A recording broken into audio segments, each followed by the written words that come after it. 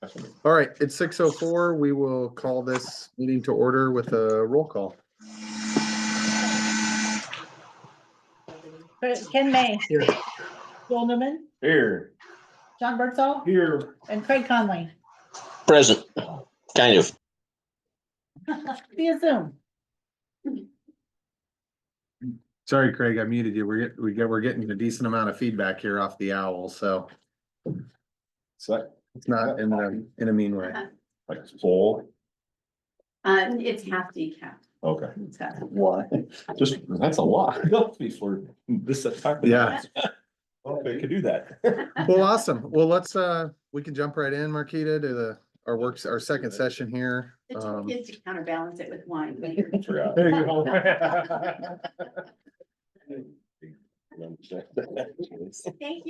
Thank you so much. Fine, So last week when we left off, we had just started in on sort of the 3 to 6 year priorities. But what I did is I took the information back that we talked about last week. And I kind of put them, I don't know if you can read them all the way over here, but I put them into groupings, to planning and land use and personnel and staffing, fiscal management, economic development, and just some policy stuff. And so this is a really good place to start for prioritizing. And then I also have some draft goal sheets as well put together for some things that you've identified of timelines that can potentially work on those as well.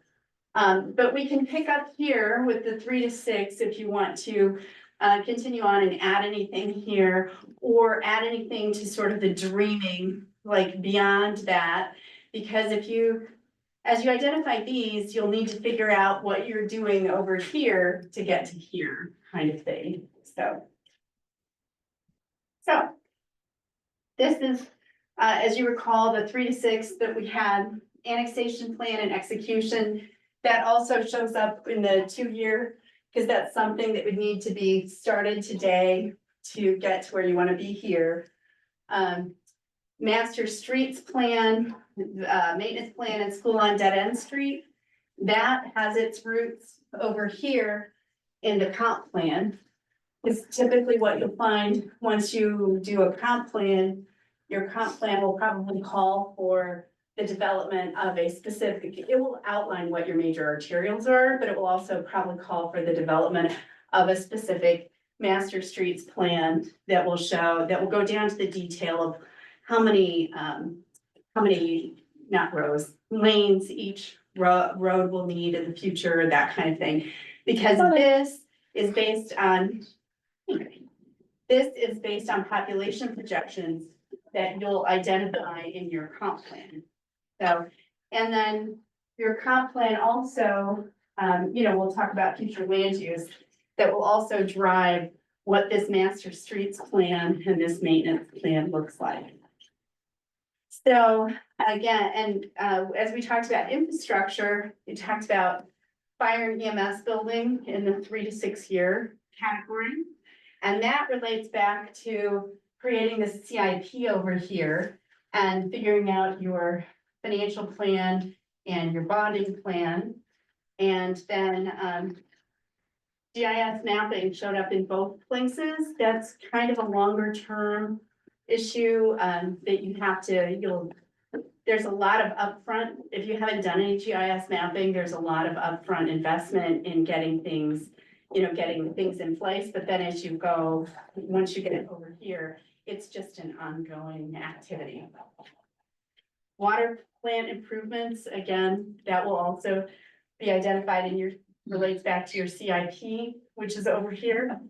And the Nighthawk field, and again, increased soccer and little league fields, that will relate back to your CIP and a parks plan that was identified over here as well. And then the Nighthawk field contract with the school, can someone remind me, this is a contractual arrangement you want to have with the school, correct? We have right now, Oh, and you do have right now. we're just wanting to keep that, I guess, would be our goal. So we we don't have like a contractual term in our agreement with them. That's just kind of a, they use our Right. baseball field because it's the only We field. did at one time, and that's been quite a few years ago. Do you? Before my time, Okay, so it's been a long time. yeah, So really, you just want, it's an agreement, kind of a handshake agreement, it sounds like that you have. yeah, when we And you put just lights in, want- which I'm trying to think of what year that was. Do you remember that, Ken? No, that was. And I thought we had 20 years from that. So you just want to memorialize this, is that what I'm hearing? I think there's upgrades that the field needs potentially Or this to is- modernize. This is related to the physical improvement. Yeah. I think we're It's hesitant, everything, I think. hesitant to provide physical improvements without Yeah. securing the use Yeah. beyond. Yeah. We used to have a team that, I guess you could call them semi-pro. team Semi-pro. That played there. And so we had a vested interest in keeping it in town. As well as we wanted this baseball, this high school baseball to play there. And it needed lights. They put up lights, scoreboards. We helped do that financially. But it's always kind of, well, you own it, so you should keep it in better shape. And it's like, well, you use it and now you're the only ones using it and you don't put anything into it. So I think we just need to better define what. Okay. is Yeah, and I going don't on. think they're complaining. I think it's just, Yeah, there's improvements needed for sure. Oh, yeah. Oh, some, yeah, I've heard a lot of So complaints. really, this Really? could Yeah. be, But- this could be About? two So issues every- here. It could be Every. memorializing some sort of contractual arrangement over here Yeah. that then Which I'm can a bleed year. into Well, I know. but it's- whatever upgrades are needed over here, right?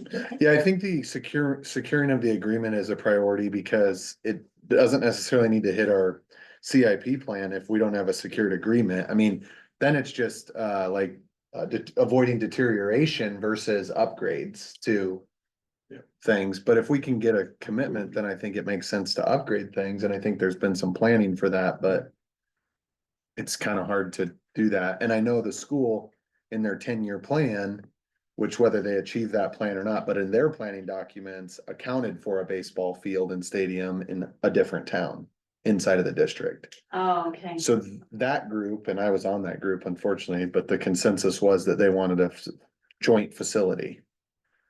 So that's what drives some of the contract desire before infrastructure, investment. Okay. Which makes sense. I think it's good to protect yourself. So that makes a lot of sense. Talking about the school, one of the conversations was related to that relationship with the school and wanting the school to maybe be more active in Slater versus, so what does that look like? What's your ideal look like for that? It's pretty much it, focus everything to Huxley. For now. I think that's just a place to start personally. So if you put a thing up here that says dream, do you want a school, do you want to attract a school to come here? Do you want? We have an elementary You have an school. Elementary school, okay.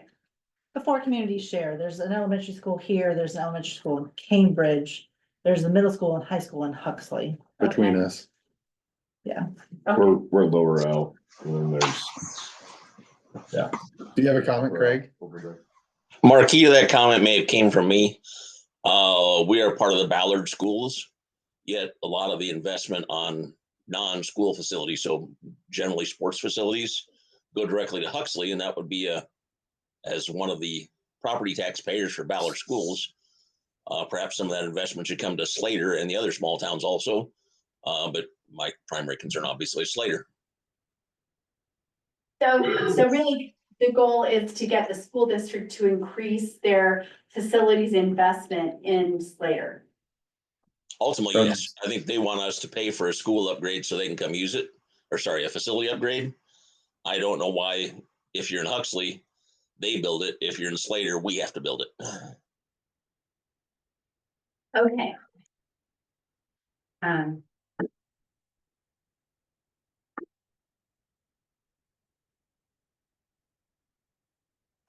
And by all the primary facilities, I'm referring to track and football and basketball and volleyball, all the high dollar things. We do have a little bit of tennis in Slater.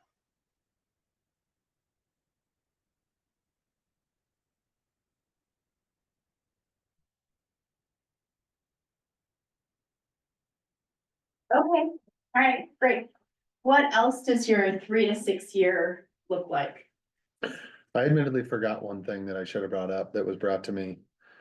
The food pantry, there is a group through Bethlehem Lutheran Church and the Methodist Church that is fundraising and wanting to build a brand new food pantry. And so I think I know we used to play a role in the food pantry, or it was located inside of City Hall at one point. That changed. You know, I do think there's maybe a conversation around, does the city have a stake or a role in the community food pantry?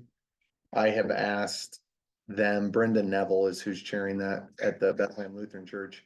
For some, if she could gather some more, if she could share data with us that could be shared as far as community usage and that type of stuff would be valuable.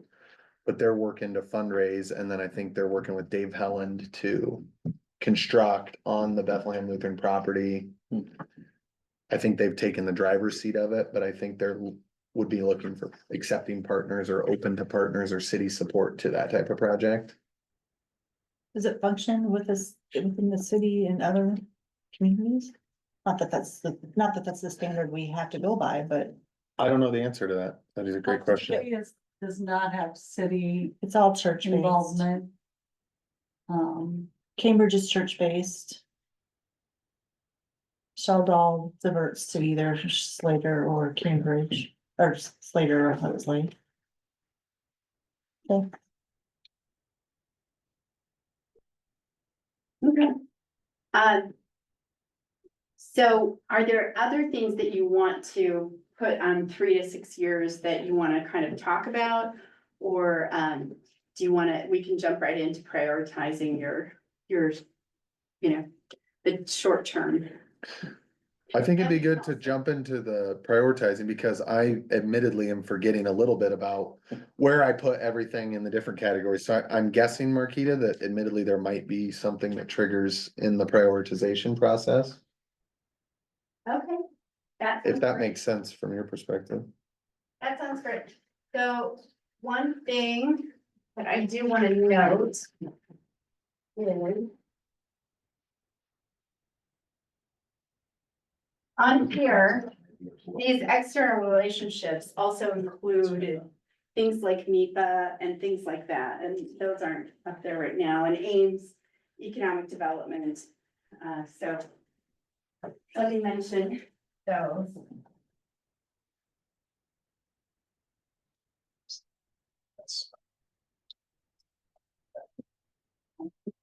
So what is, in the next 2 years, what is the number one thing that is critical to your organization? That you think is critical to your organization? Marquita, a question.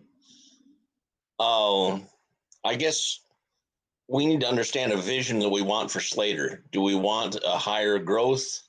So we need to be more youth friendly so our young people stay here? Are we fine being a slow growth or a more stagnant growth? What's our vision, which would help us guide what things we prioritize? And I don't know if we've ever had that discussion. If we have, I was before my time, but I think the priorities are very different depending on what our vision is for growth, what we want the town to be, those type of things. For example, I asked my daughters, like, what would we have to do to get you to stay here? And she said, affordable housing, fun stuff to do, and other young people. And I said, well, I guess I understand maybe why you won't stay. Well, and to that, I think that you do have to have the vision. But to that question, Craig, what my answer would be, that relates to your comp plan. So that tells me that that's really that really is an overarching priority. Because through the development of that comp plan, you have a series of public meetings and a lot of public engagement. And that's what helps you create that community and collaborate on that community vision. So what I'm hearing is that then rises, or may in your mind rise to the right top of the priority list. Very much so. For me, yes. I think for me, I would say comprehensive plan and understanding what's the right size and skill sets for our city staff. Yeah. Those two things would rise to the top for me. Something I would, something as you think about implementing any of these priorities. The size and composition of staff is critical. Because right now, this is just an observation from the outside looking in. You have, you're very lean. You have one person who, quite frankly, is expected to do two jobs. And I've served in that role before, because you've missed the city administrator clerk position. And really in a growing community, that's two roles, and you're asking a lot of one person to fulfill both of those roles. And it's, you know, it's really not fair to the person or the organization as you move forward. So what does that look like? I know you talked about adding staff at City Hall. Is that something that you want to, you know, those roles in a growing community typically will end up being split, and you'll have the finance director, city clerk taking care of finances, budgeting, all of those things, the minutes, et cetera. And then you have the city administrator who's, you know, helping with the strategic planning, personnel management, leading the strategic planning, coordinating and collaborating with the planning consultants on your comp plan, on your master streets plan, directing the work of the engineers on the master streets plan, and doing that side of things. And that's really, in a growing community, that really becomes two different roles and two different positions. That's for one person to try to do all that is, you know, it's really challenging. Even in a non-growing community, it's challenging. That's just from an outsider looking in and somebody who's walked that path before. How do you make, if you're in our position, how do you, I mean, I think one of the things too about just in general overarching is being fiscally responsible. You know, there's a lot of planning, which it sounds like, I think sometimes just spending cash to establish working documents versus deliver, you know, end product to the taxpayers. How do you, as you look at expanding staff and stuff like that, is there ways or is there opportunities or creative ways to Fund that. yeah, Sure. how do we see the return, or yeah, how do we? Sure. Well, I don't know how your current positions are funded. I know how ours are structured. Like, for example, my salary, I get paid a certain percentage from the general fund. We recoup about a third of my salary from TIF. I get paid partially from water sewer funds because I oversee all those funds. So there's a whole mix of funding in that, and that's true for all of our employees, not just me. So our finance director and planning director, et cetera. And when we do, like, when we did our comp plan 2 years ago or 3 years ago, we did a full new comp plan. So we allocated, because that comp plan touches every single piece of the city, so we allocated the funding. In our case, the investment to do a new comp plan was around $100,000. And so, and it's not, it's not always that expensive. But we allocated a piece of that to TIF, a piece to sewer, a piece to water, et cetera. So there are those kinds of things.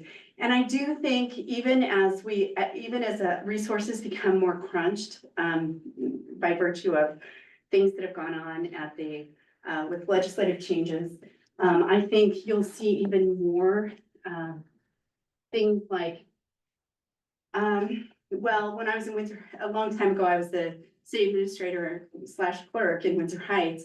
And we were at that 810 levy limit forever, and we were not growing quickly, but we still had needs for, you know, purchasing police cars every year and fire equipment and things like that. So we could not roll those in, and with our, you know, there's a debt limitation too. So what we did is we would do a 1 year short-term borrowing that didn't count against our debt limitation.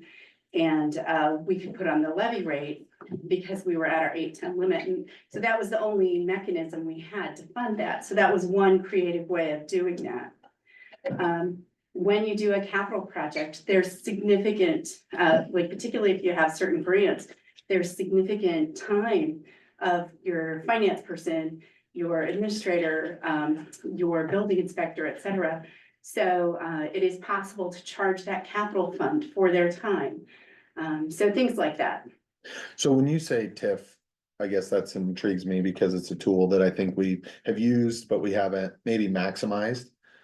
How do you account for salary or wage for somebody in a, like when you do a TIF agreement, you just put like an administrative line item on every single TIF agreement that you do, or how does that logistically work? Logistically, how we manage it, we have in our urban renewal plan, one of our projects in our urban renewal plan is an administrative policy that's in there. And so we calculate, I spend on average about a little over a third of my time on economic development. So we just allocate 30% of my salary and do it that way. And then all of that follows. 30% of my salary, 30% of, trainings, 30% of your meetings and conferences, et cetera. But you're building it into the actual agreement when you file the TIF agreement, you're putting a dollar amount into each TIF agreement. We're For putting that. it into our plan, into our urban renewal plan, not into a development agreement. So when Got I do a development agreement with a developer, my time for doing that is already calculated in that urban renewal plan over here. So we're already getting that back, because sometimes you'll work for months on a development agreement that doesn't come to fruition. You still need a vehicle and a mechanism to claw back that time. So that's why we put it in the urban renewal plan versus the development agreement. You can do either though. Yeah, do we do any of that? What path does that money use then to get from the TIF to the urban renewal plan? So, Back to be your, part of your salary? We don't right, have a mechanism for that, I don't think. so what happens is, like, everything gets paid for out of the general fund.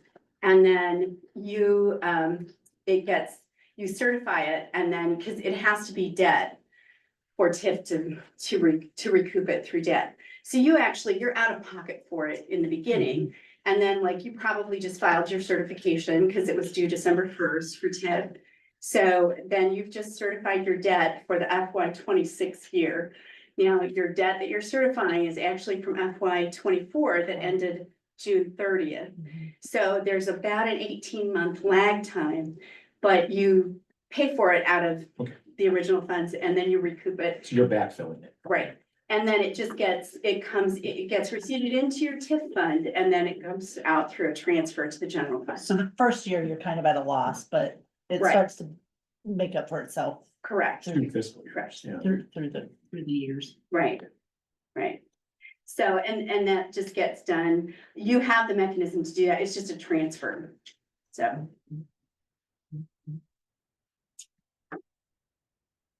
Okay. So, we were talking about personnel and needing personnel to actually implement, the things that you want to implement. So those were your top two priorities. Craig's top two priorities. I would say the comp plan is probably for me, but take some discussion to it in terms of, I think like Craig said, how fast we want to grow or how much some parts of the community want to grow or don't want to grow, or what that looks like. I mean, we obviously got a lot of pushback about the library and community center and that was just very disheartening because that was just gonna be crucial to growth and just providing services. So was that a recent vote then, or can you tell me more about that? The third time. It's the third time we did a bond issue for that. So we do a lot of community events. But right now we have to empty out the fire department and use that and it's not. It works good, voices work, but it's, you know, it doesn't have the electrical facilities to run more than a couple of roasters. It's not without ideal. blowing. Yeah. And, and so having a dedicated community center would be preferable, and our library does so much programming. Yeah. That, we need space for them to be able to do that effectively. I mean, they use a fire station too, they use the Yeah, park, they've gotta parks. move everywhere to make it work. Yeah.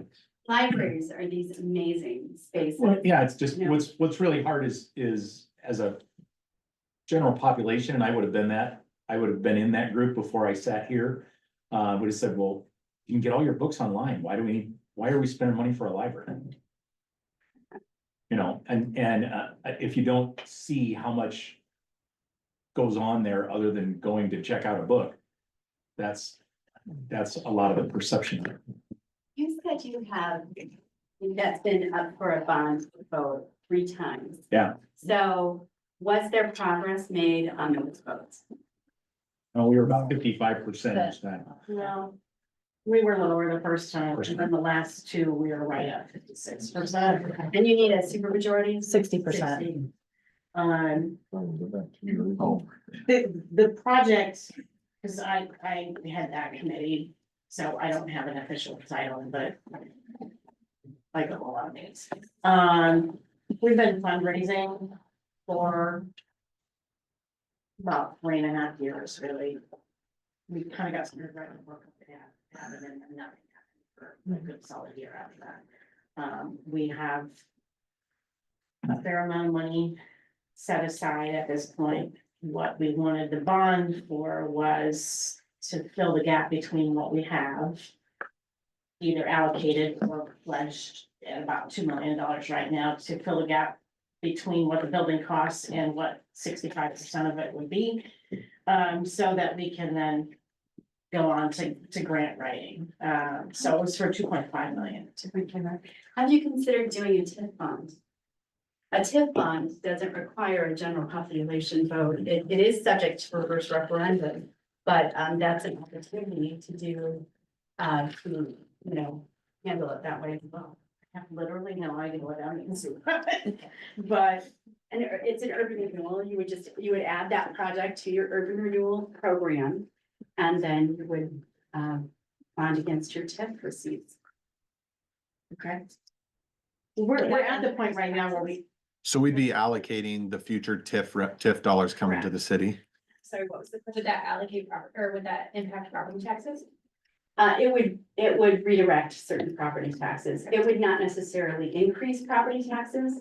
Because I think that's where a lot of the opposition to the bond was, where people would support the project, but they just didn't want their taxes to go up, especially in our current economic conditions. Well, the downturn would be at the end of the 10-year TIF agreement. Once the developers recoup their costs, the tax dollars start to get distributed. We would be earmarking those tax dollars to a project that's built today.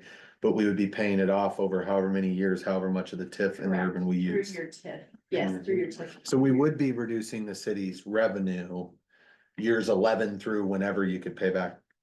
Right, that's the, you gotta have the financial projection and plan is, cause you don't, Yeah, it's easy to do right now, but 12 years from now, So that TIF bond doesn't start to get paid into the city to pay that bond off until the developer's gotten its. No, well, no, the TIF. you just okay, have to direct direct a project and a direct debt towards the specific project. Right. Okay.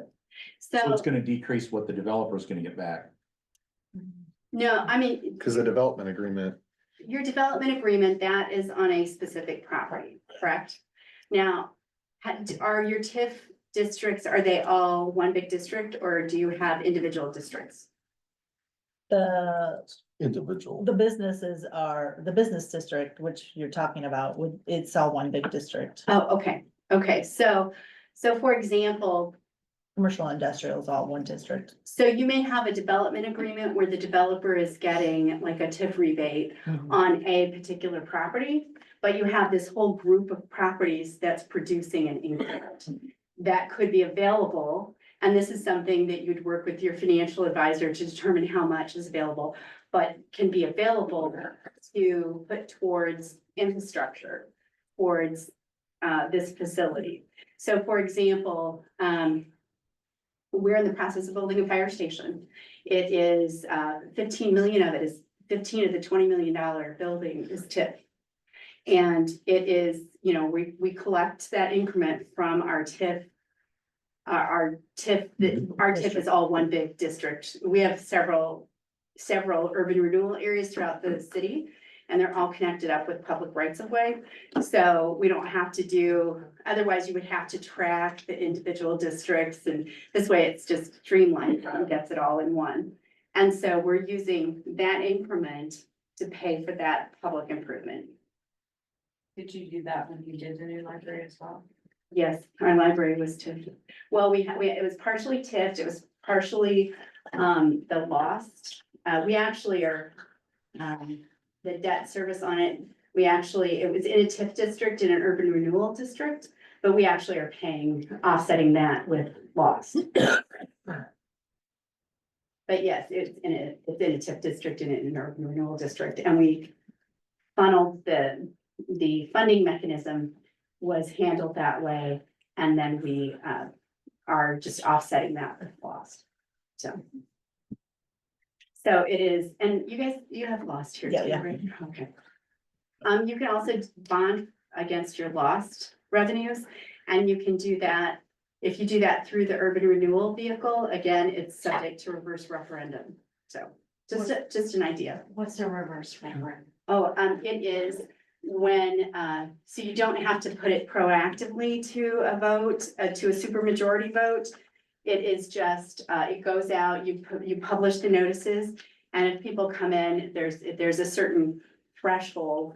I don't remember what that threshold is off the top of my head, because it changes based on certain kinds of projects.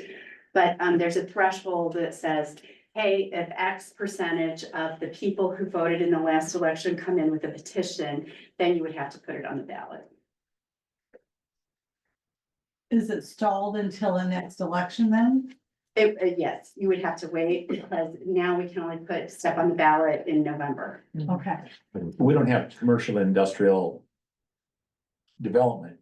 I mean, that would fund anything at this point. I mean, and No, but there's a TIF district that is. yeah, but it doesn't do you any it's good if creating there's some not funding. money coming in If for there's that not TIF an district. increment coming in, yeah, you need to have I mean, this Yeah, we'd have this to- development's the first We definitely have to see how much. commercial industrial that we. I'm not sure. Well, it doesn't just I'm have to not be sure commercial what- industrial, does it?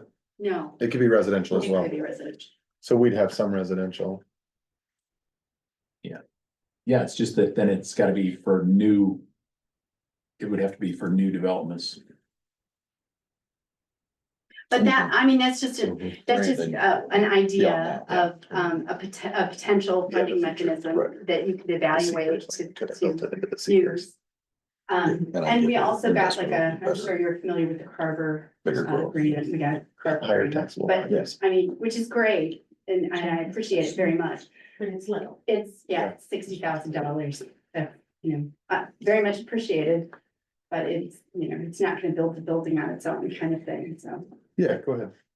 Am I allowed? to Yeah, say? of course, yeah. I think you have some wonderful ideas up here, and I think that the reason the library community center probably didn't go through is because people are looking more at their basic needs.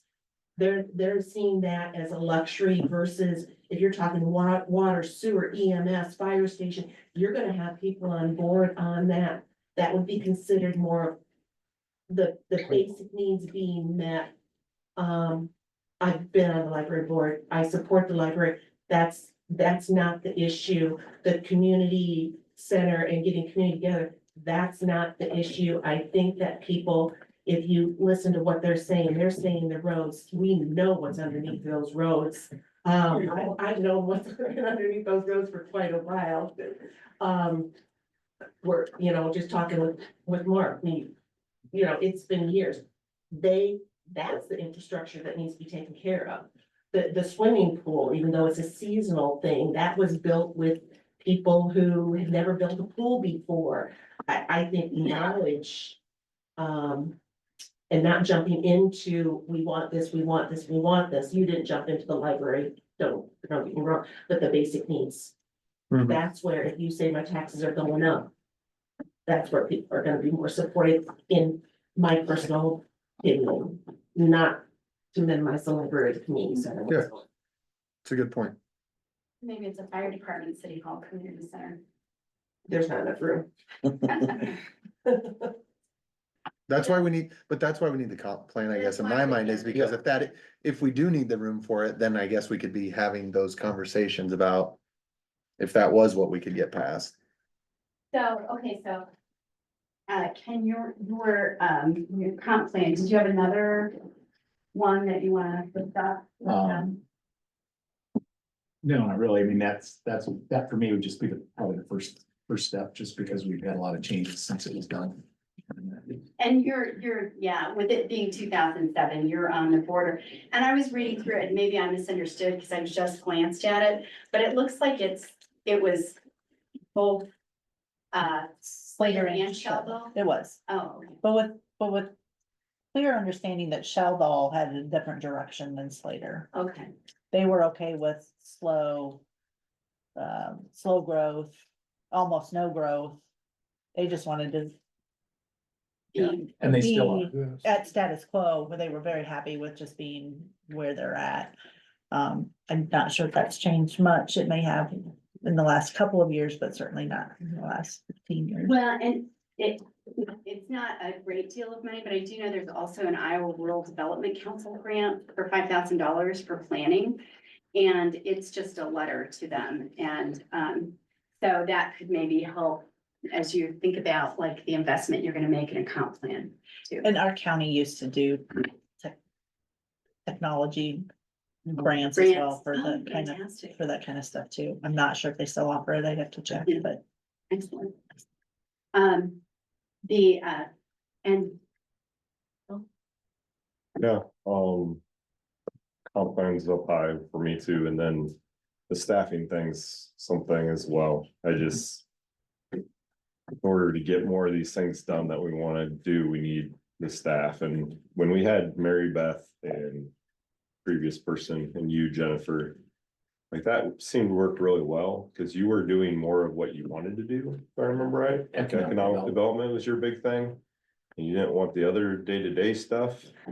And it's like, we just don't have people specialized in the right places, I don't think, like we did at one point. So.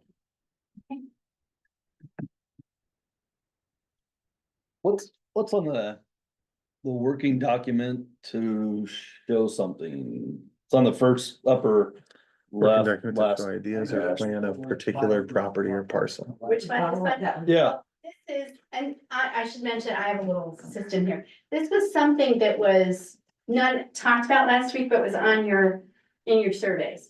And it said, working document to show ideas or plan of a particular property or parcel. gotcha. So I don't know if that is kind of what, like, I don't know what it's referencing Probably the in particular, general.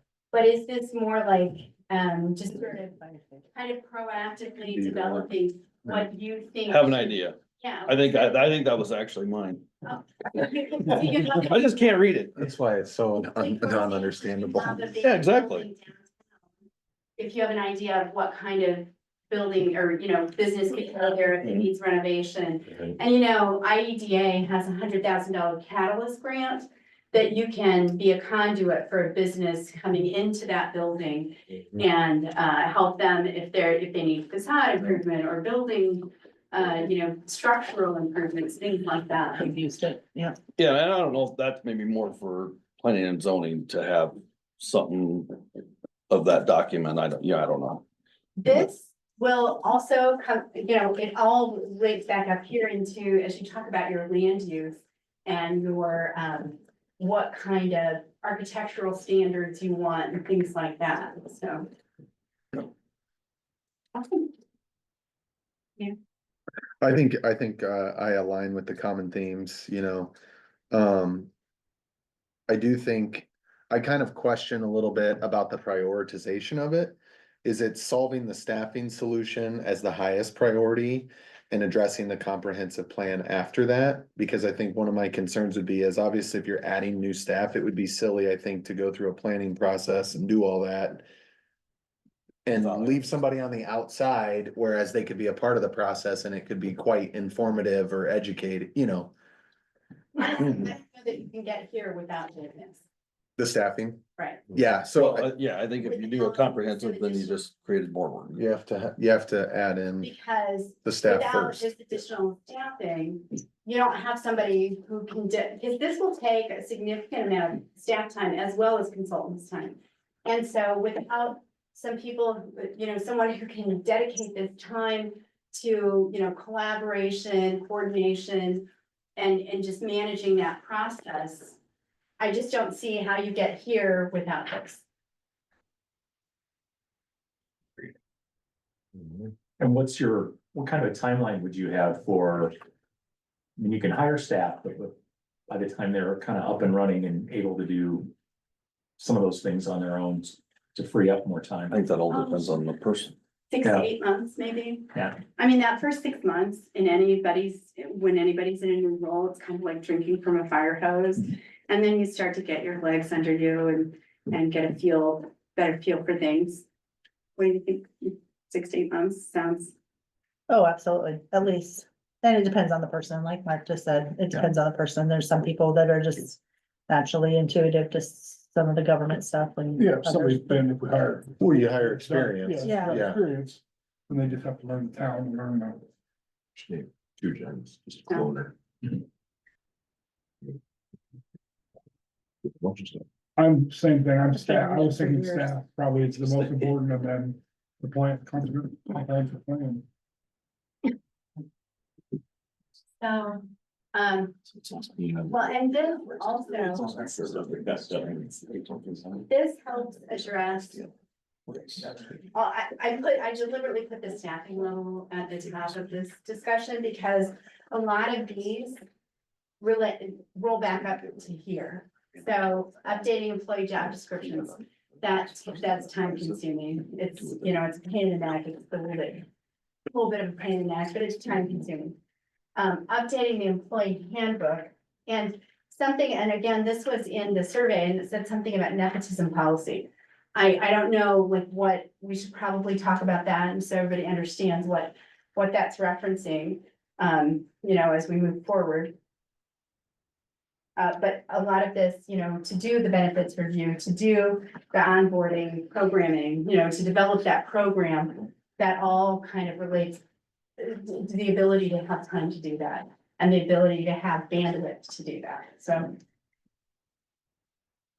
Does anybody want to talk about this piece on the nepotism policy and the employee handbook? That was something that was in the survey. We've had some occasions where a family member of council or staff, another family member was, in the pool to be hired. And we did not make sure that there just wasn't a policy that your family member can just hire another family member. And in my mind, there should be other people on hiring that, just for the look of it, not that anything bad ever happened, but it's a bad look. Sure. And I can provide you with some, just some examples of some different language that if you want to include in your book, so that's no problem, in your handbook. So that's no problem. And it's not uncommon at all in a smaller community to have, people on staff, but who might be related on staff. But you want to make sure they're not supervising each other, they're not hiring each other, so that's a very good point. And as we look at fiscal management, I think a lot of this also relates back to your staffing. It's hard to go after, some grants are easy breezy, a letter here. But some grants are more complex and it's hard to seek grants out, write them, secure them and manage them if you don't have the people to do it. And again, developing an estate policy. the personnel plan and the CIP. So so these are gonna be your first two tiers of priorities. What after that? So you've got a new person on board. They're gonna get trained, they're gonna, get into their role.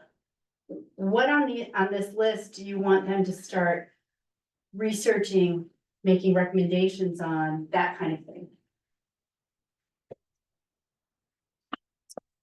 I want to see the ordinances get put online. More accessible, and obviously figure out how we enforce them.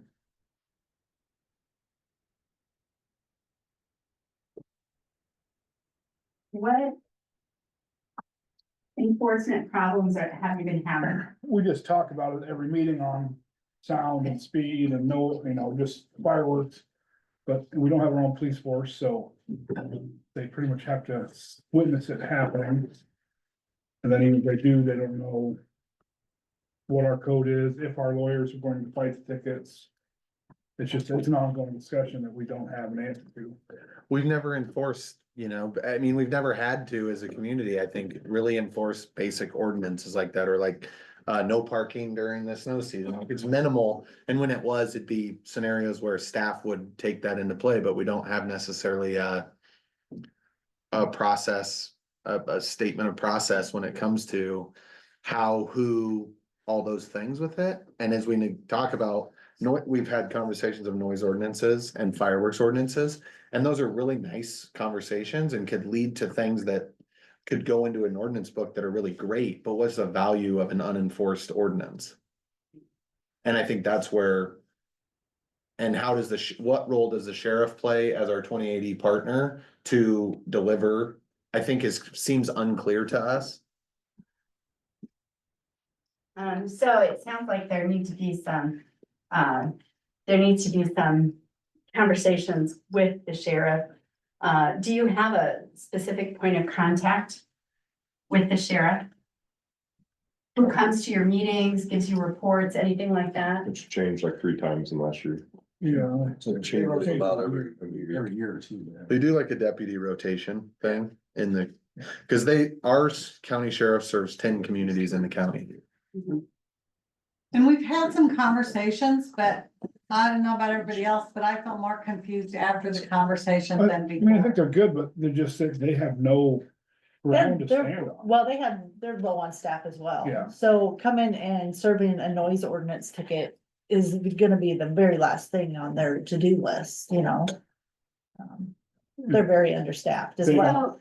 So, okay, so here's a question. And we're the furthest away from where they're usually patrolling, So here's a question. What if that ordinance got written in a way that it became a nuisance ordinance and you could enforce it under the nuisance code? It is. Meaning that city staff could send the fines. But we've discussed That's that. talked. Okay. But that But- again just comes back to process, who, Yeah, sure, And it is a small town, yeah. It's you hard, know, even writing snow tickets is uncomfortable, let alone you know. going up to somebody when their music is too loud, going, you have to turn it down right now. Right.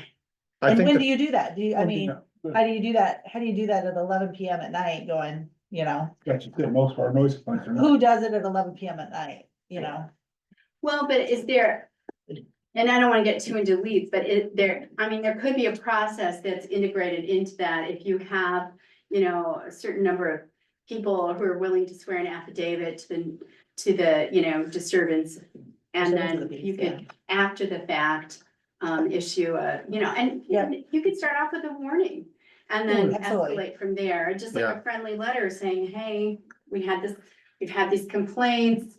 The next one is $100, the one after that is, so. my But frustration it's hard to collect on those too. My I get it. frustration on that topic is the price we pay for the protection, the police protection obligated by law, obviously.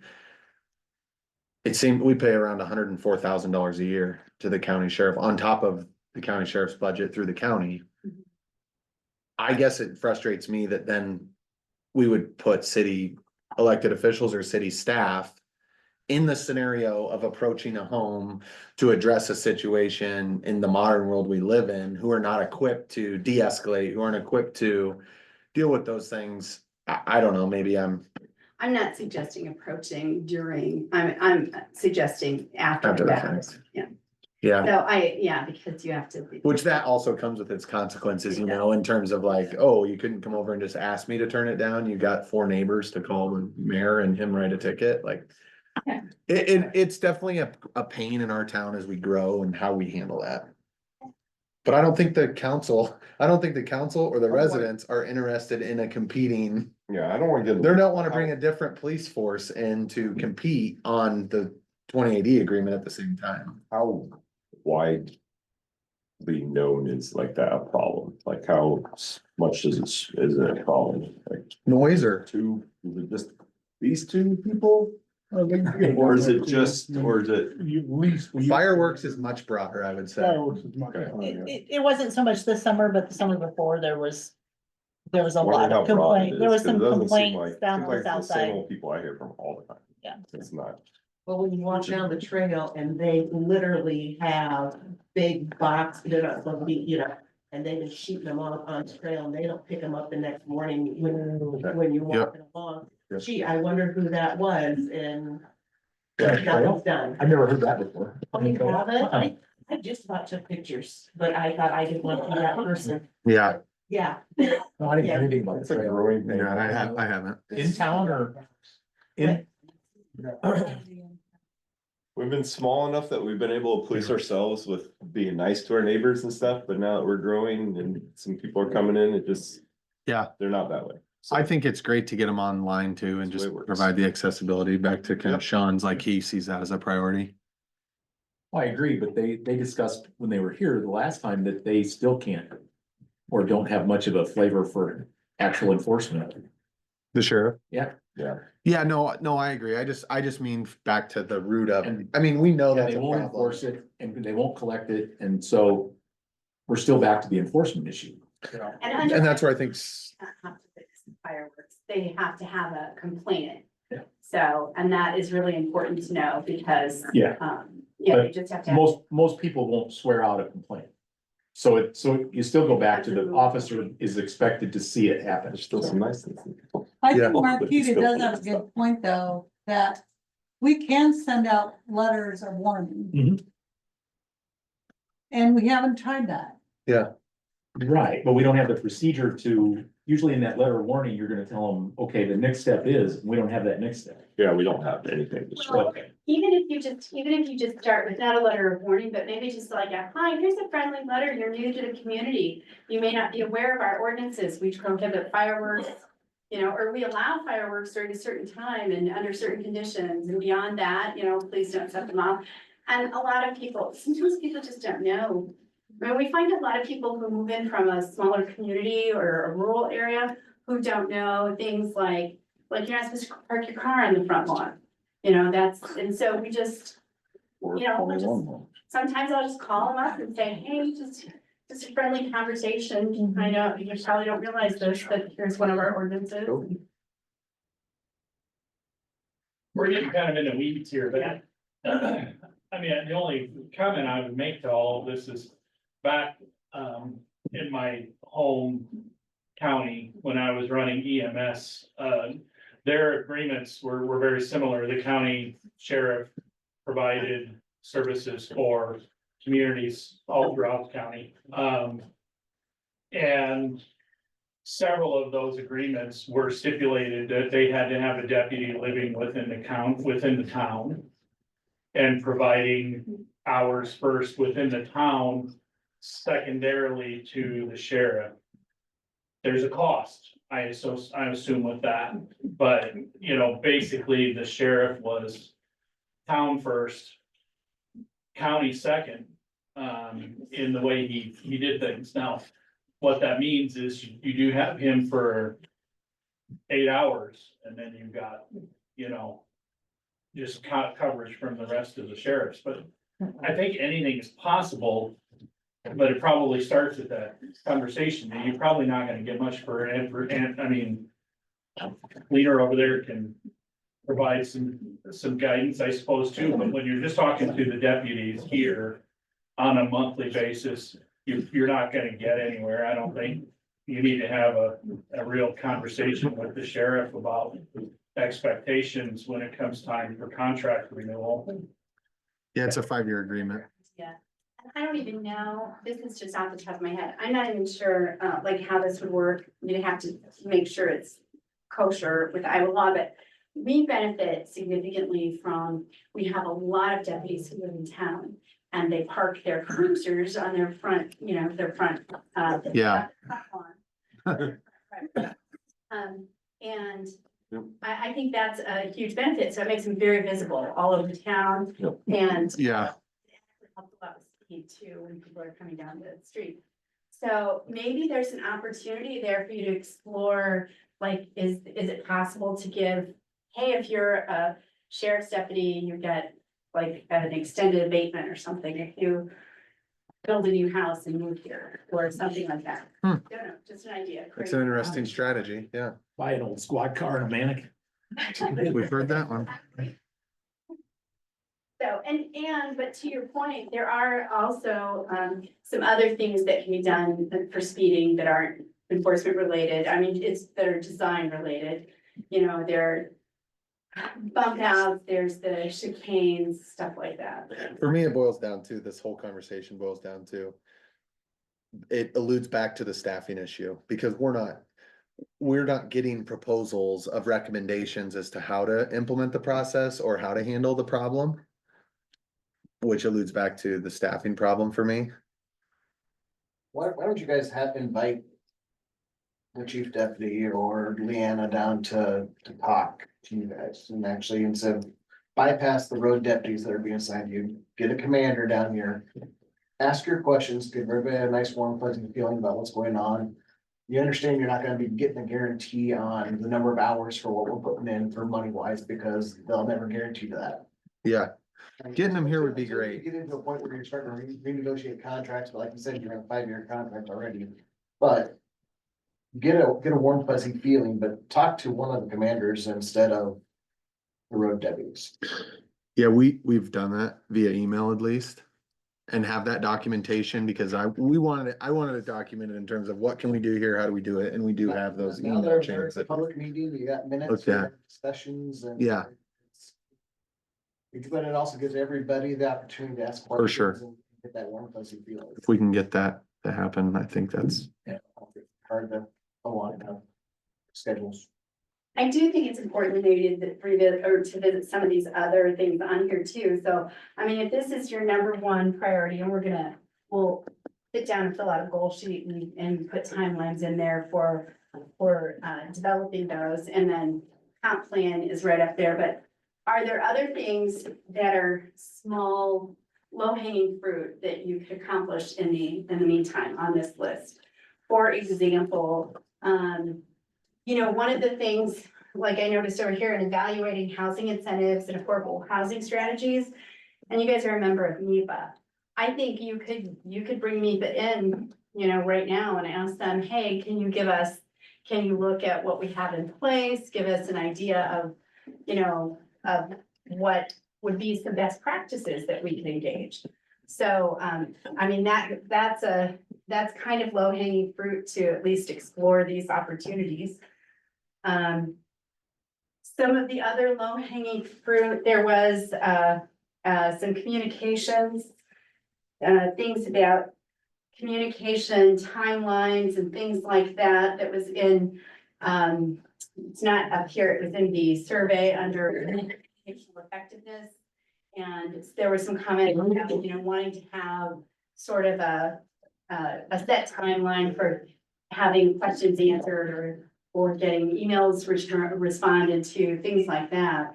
And so that's a pretty low hanging fruit to have a communication policy and set that expectation. And I can provide a draft for you to look at. So that's a pretty low hanging fruit. That's something that I'm not seeing, and I know some of us have talked about, but like involving or getting more use of technology down here. So, I think we need to start looking at, that's kind of like foundation stuff. before, as you're starting to build some of this stuff, we're going to be using more and more technology, but, you know, emails, we've got huxcom.net, we got Gmails, we got everything running around. We don't even have a common use of like an email server, so we've got slater.gov for the mayor at slater.gov and Okay, that type of stuff. But so you don't have a common domain across the Huxcom. organization? it might have a domain, Huxcom. but we don't We- have. But like, when I became the mayor, I had to create my own email address through Outlook, doing my own thing. Like, I do think there's opportunity to like. I mean, I do think there is opportunity for the fire chief, the EMS chief, for some of those roles inside the organization to share a common, your email address, isn't it? Is it City of Slater? Yours is at Slater Library, so, and maybe that's what makes sense based on maybe how the org chart should be broken out with you But guys and the like board of directors, but. It's not all like Taylor.Christensen@huxcom.net Or cityofslater.org Yeah. or whatever. No, it's kind of, I mean, there's times where like if I email Sue, I'm gonna email Sue on a personal email address with stuff or. And honestly, you don't want to really, for the elected officials, using your personal email is, you probably don't want to do that. We use a group email Okay. that's out there on the website. It's Slater Council, that's the Slater one I Council use. at huxcom.net. Yeah. And it goes to It mayor just, and it by all forwards to five emails. counties. yeah. gets Yeah, it forwarded forwards to to the our personal Personal emails, emails. so the personal emails aren't out there. Okay. But if somebody tries to subpoena information, I'm they're gonna saying, subpoena yeah, that personal you information. probably Your personal separating those might not be a bad idea. Who does your IT? Yeah, that's what I'm saying. We don't have, I mean, we You don't have somebody an who comes IT in and helps. provider? We have somebody who comes in and fixes stuff for us and sets Right. up new computers, but they're Well, not here on a that's daily separate. basis. We're fixing stuff ourselves or trying to figure it out ourselves. But do they handle like your cybersecurity and all that good stuff? They make suggestions and we have to implement Norton and all that stuff. So, okay, so you might, that might be like evaluate sort of consolidated IT functions. Again, that comes to staffing. Yeah. Well, it comes to staffing and I mean, it's resources too, Uh-huh. but there are some great companies out there, who will come in, set your system up, service your system. They'll take care of your cybersecurity and it's really nice because then you can just sort of relax and give them the responsibility of doing that. And it actually helps relieve some of the pressure on staff. I think that's a good one. I think another good one, a big one, that's just a reality that we, we're gonna face it at some point, regardless of what staffing happens, is we're gonna have a software change forced upon us. They've already told us straight up that Simple City will no longer exist.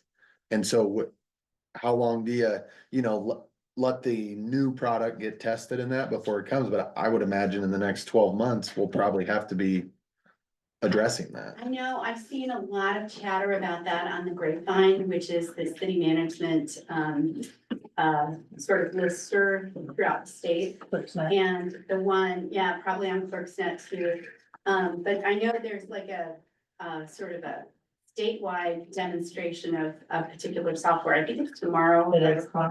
Mhm. But there's been a lot of chatter about the Simple City not existing and they're moving to a cloud-based and there've been quite a few bumps and I think quite a bit of cost increase too, based on the information, Mhm. so. Is So, this one software- tomorrow? Is it the one that was The one supposed we've to been slice looking at. bread and then it had And it. lots of problems, they can't couldn't pay bills. Function at all, yeah. Yeah. So they're gonna demonstrate that tomorrow? Well, and that's my thing, is they're not gonna put on a demonstration showing their hiccups, they're gonna put on a presentation that's How gonna it's be their supposed to be. best foot forward, Yeah. of course, so. But there's gotta be alternatives out there too, There right? So I'm just saying, I'm not saying, hey, this is the Right. solution, but I'm saying, No, but we're we gonna know We have to it's find it. finite, so it's coming, so it's like, okay, we are For sure. behind on things and we know this, it's like, that's somebody's in new or. A redistribution of responsibilities, like, we better figure that out sooner than later. Cause that probably also leads to a total adjustment to water billing, water processing, all the For sure. utility billing and processing. How- So then you have resident Like, impact. do you do? I'm assuming you have the ability for people to pay online and, right now and all that stuff.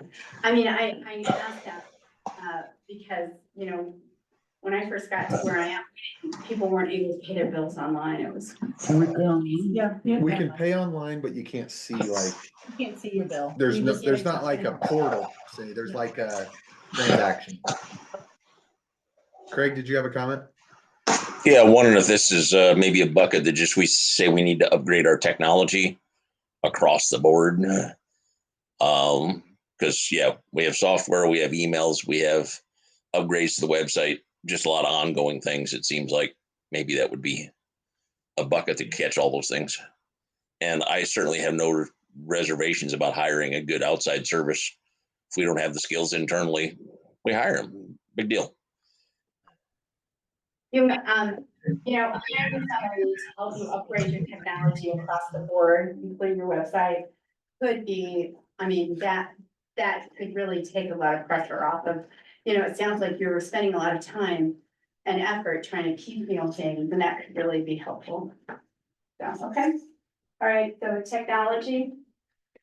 Any other, is there low hanging fruit that, like, for example, evaluate Main Street, Iowa? That's a pretty easy breezy one. I mean, it should take maybe a few hours research, a presentation. And in fact, the two gyms from IEDA, they'll come and make a presentation on what Main Street, Iowa looks like. You just have to schedule them. And then you can determine whether or not it's right for you. So that's a really easy, low hanging fruit that you can cross off the list. Is that something that factors into the discussion about the staffing factor? I mean, that almost seems like a pre-staffing, additional staffing conversation to quantify. Cause if you're thinking, oh yeah, you wanna have that. If consensus says, yes, we need to set a goal to be there, then that comes into how and who you're hiring, and then when you're adding the staff, right? Like. Right. So that feels to me like it's almost preemptive to this additional staffing person a little bit. Well, I think you can come in, I mean, I think you could have them come in at your next council meeting and present, and you could talk about whether or not it's something you want to pursue. And then when you go out to hire that person, you could, just let them know, hey, we want to participate in Main Street, Iowa. And maybe even put in your, position description that we want somebody who's experienced with this and who, or whatever. So, I think that's low hanging fruit, that's easy breezy. I got a couple things. One, which I think may be a fairly low hanging fruit to get started, is GIS mapping. Mark, I We have think started. so give us an update on that. We have all of our hydrants, located now. We have some curb stops, water shutoffs, some valves, main valves. Any break that we've had in the last couple of years has been GIS'd. Most of our new mains have been GIS, so it's, So do you have ongoing, putting more in there? yeah, whenever we have time. Yeah. It's been I mean, it'll be a great thing when it is done, Yeah. for sure. We are now putting our maintenance stuff on there. Are you trying hard to dedicate some time weekly or Yeah, monthly to get more? we're hoping to do quite a bit this winter. I mean, obviously summer's tough, but with lead and copper, we tried to do some of that. We actually used our equipment, our GIS stuff. They had a program for us. They had the state program, so we were able to use that tool for that. Awesome. It really worked well. We are now starting, hopefully this fall or winter, going to have our equipment maintenance records. There's a section for that, so. Super. So yeah, we're definitely trying to utilize that more. So is that software that's It's the state? No, Silversmith is what we went with a couple of years ago, so. And you're doing that in-house and just. Correct. building on it as you Yep. go. Yep. Sure.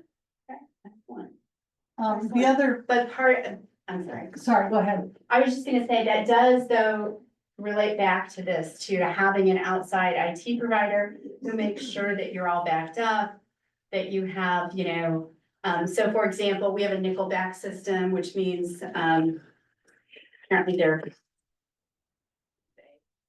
it's software system, but it is on certain computers. So that if we were attacked with ransomware or anything, we can be back up and running within half an hour.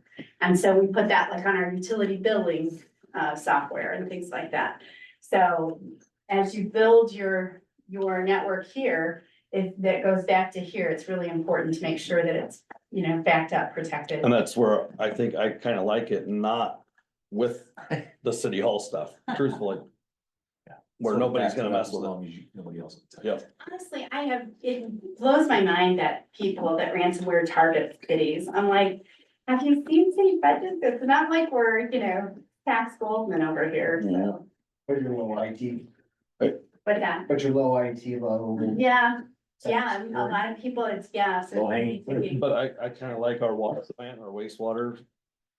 It's not there. It's all self-contained. Yeah. The reality is they all have insurance, so. There's going, But I'm gonna tell you that insurance is limited. If you're not taking precautions, your insurance is 4 years, so. the ransomware person doesn't know that, Right. they're just going for the check. Excellent. The other thing we kind of got distracted from when we started talking about IT and software is, we've had some problem with timeliness of communication. And again, it's all back to staffing levels, but, do we need a policy that says we'll answer your email within 48 hours or whatever it is? I would like us to have some kind of a commitment to that. Sure, and I can provide you with a draft that you can look at and build on if you want. I just developed, just a brief thing that I'll put in this report that you can look at, build on, if pieces you like, chuck pieces you don't like, so. Yeah, I think that just dovetails back into like going back to, Jen shared an org chart, which I forwarded to everybody just to see that, hey, there is something out there and some definitions, but I think just building back to, okay, is this still the way that makes sense? Is this, and then the descriptions associated with the roles, the performance reviews, those type of things. I think it would be appropriate to get that in order so that when you do go through the budgeting period, there is some sort of discussion or verification that, yeah, we are doing reviews and we are getting what we expect and we're not. I think it's easy for us to just historically settle on, okay, this is a fair percentage, this or that, but it's not tied at all to performance in any way. Typically one of the earlier pages in the budget, or it's somewhere in the budget, is your organizational chart will be somewhere in your budget document, your budget document. So. And I think that's almost even to the defense of staff, because I think as one thing that I feel like I've learned in this role is my expectations or thoughts around what staff would do or be responsible or provide varies from maybe who sat in this chair before me or that person before them. And without clarity or definition as to that, it's kind of like disappointment could come from someone's new perspective, whereas if they had a guiding factor to look at or understand, or even the orientation, those type of things, And that's not. that would be uncommon. helpful. That's not uncommon. Elected officials all bring different expectations with them as they enter their roles and mature in their roles. And so that's why it's important to come together, have these conversations and, come to a collective, adopt a policy, come to a collective understanding of what those collective expectations are. So no, that's pretty common for you to have different expectations as you come in, and you may have different expectations today than you have in the future. Yeah. And then you revisit this, it's a living, breathing document, so. Are there performance goals for each role stood out? I mean, I see performance reviews and personnel management. But are there performance goals listed for each? So one thing that we do, and granted, I'm corporate, so that's different, but we also list like top 6 behaviors. And each year our leadership team defines those behaviors and then lists like what is successful or what is meeting our expectations and what is not. So like, I may have a different definition of flexibility or personal ownership than your last leader. But here's our leadership team's. And then here's bullet points of like what's meeting expectations and what's not meeting expectations. Cause I can tell you that I want you to have a positive attitude, but that doesn't mean I need you to be a cheerleader in my definition. And Yeah. it means you need to like be a team player. So I think that may be something that as you guys have new council members, like what are the behaviors you want to see from city staff? What are the goals each year? And then go over them and then hold them accountable to their performance review. And I'm happy to provide a copy of it, it's not public information, but we've transitioned to a behavior-based, very similar behavior-based, performance review form and process. And so it's behavior-based versus, oh, well, you checked the right, you created this right number of widgets. Well, that's great, but we want, somebody who exhibits, good attitude and good customer service and things like that, so. If that's. I think it should, Place. Then where does? Where do you start to build that? My suggestion would be, once you add staffing, to set that expectation of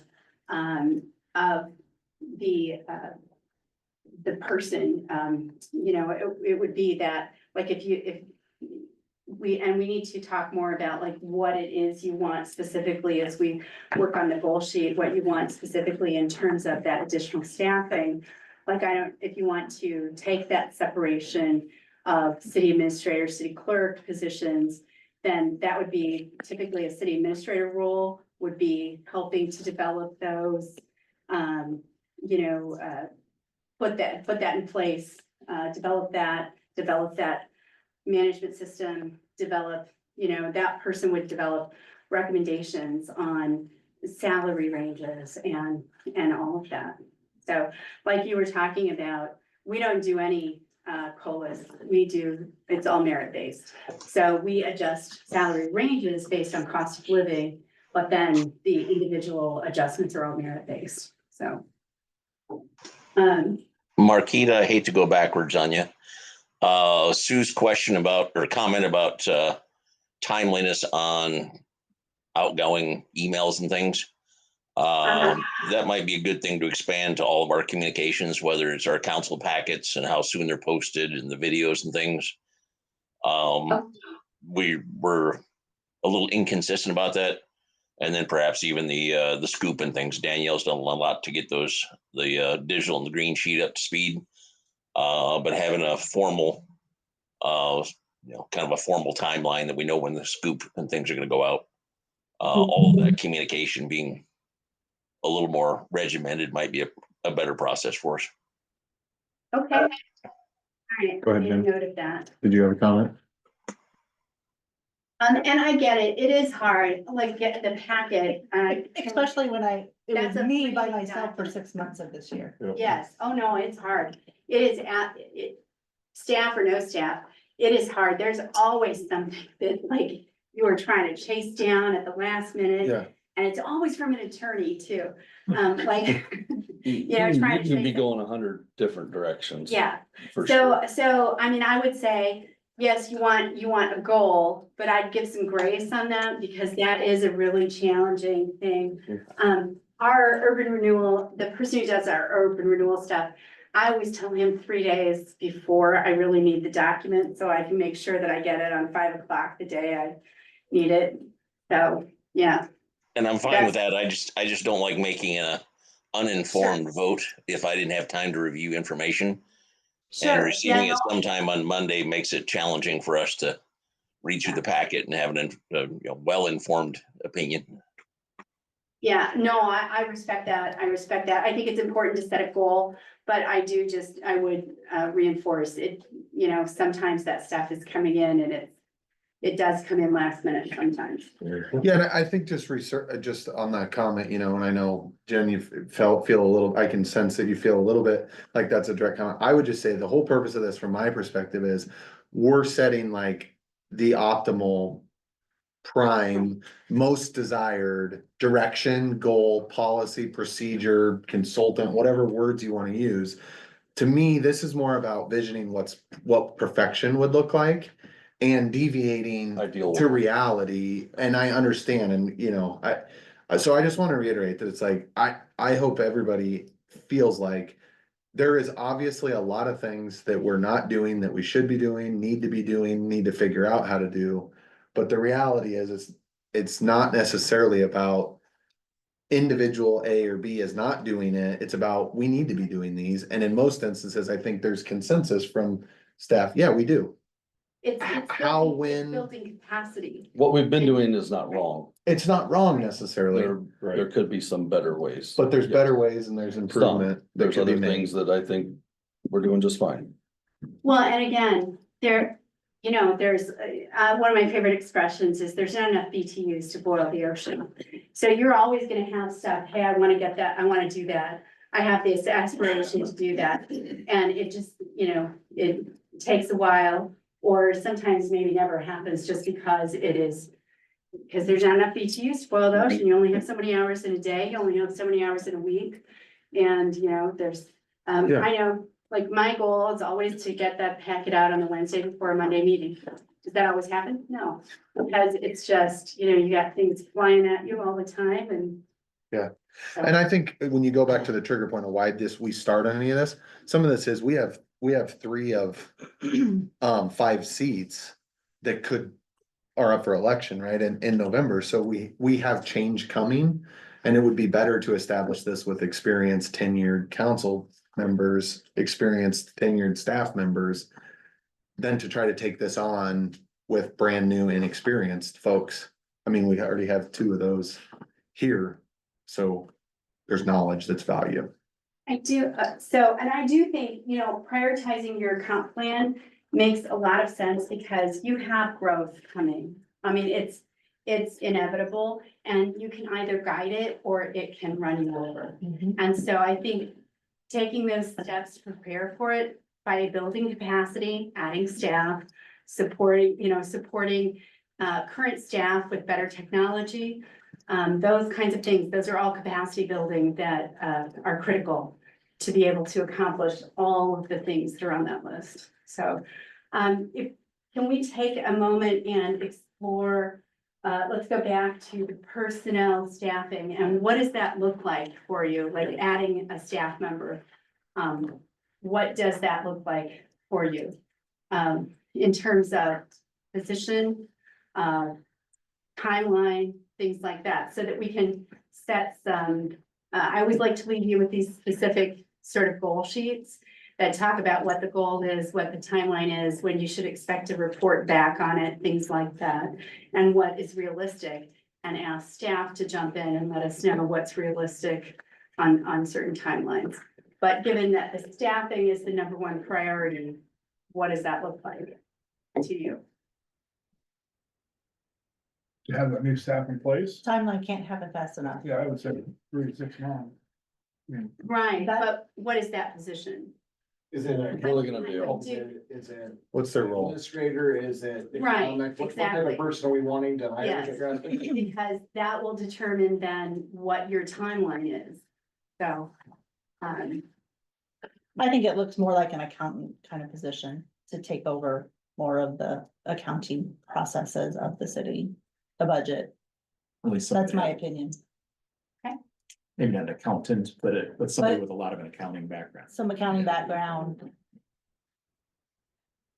Mine's definitely You someone, have to get stuff to the bank correctly. Or, you can't always be fixing. So would that person go after grants? Is that Nope, financial person or no? Not I mean, necessarily. could work hand in hand with that, but I think the gap is the manager role. And I'm not saying that we might not possess the skills internally, but to me, the tasks that are falling on this list feel to me like what you're describing as administrator manager day-to-day tasks. Cause we're getting the budget stuff right, you can't, that's something you don't get a skip. Right? Right. The timing is the final, And so you we're don't- executing you don't that get to skip today. the Minutes and you don't get to skip, yeah. So to me, You the don't get to skip position, anything. to me, the position that the organization Which is is good missing too. is a Right. city manager. Do we possess the skills to fill the city manager role internally or not, I think can be assessed. But to me, that's where, when I look at the things we're not getting done, those feel like manager level roles. A city manager, administrator, I don't, are those interchangeable? Some people are real technical on the, The difference between a manager and administrator is who the police chief reports to and whether or not that person can hire and fire department heads without, well, actually, that's not even a differential anymore. So, I mean, they're almost. It's almost. Interchangeable. It's pretty semantic, it's pretty much about yeah, it's semantics. semantics. so for me, whatever that is, to me, based on the tasks and the things we need to achieve, that's the role we're missing. So is it more take the current task we have and get into a bucket of what is a clerk and what is an administrator and whatever other position you want, and then figure out where Jen wants to fit on, based on those tasks, so then you know if you need to be hiring a clerk, or if you need to be hiring a manager, or what. Right. But Well, I think you really touched on what I was gonna say is, so you already, Taylor, you already identified that you've got crucial roles. We talked even last time about, you know, the hit by the bus theory, you know, if Jennifer were to get hit by a bus, if Mark got hit by a bus tomorrow. Thankfully, we don't have a lot of buses in town, but what kind of pain the city as a whole would experience in any of those situations? And yeah, some of that comes down to if we had procedures and everything written down, that's great. That's a big block of time to get there from where we're at now with a staff that doesn't have any extra time.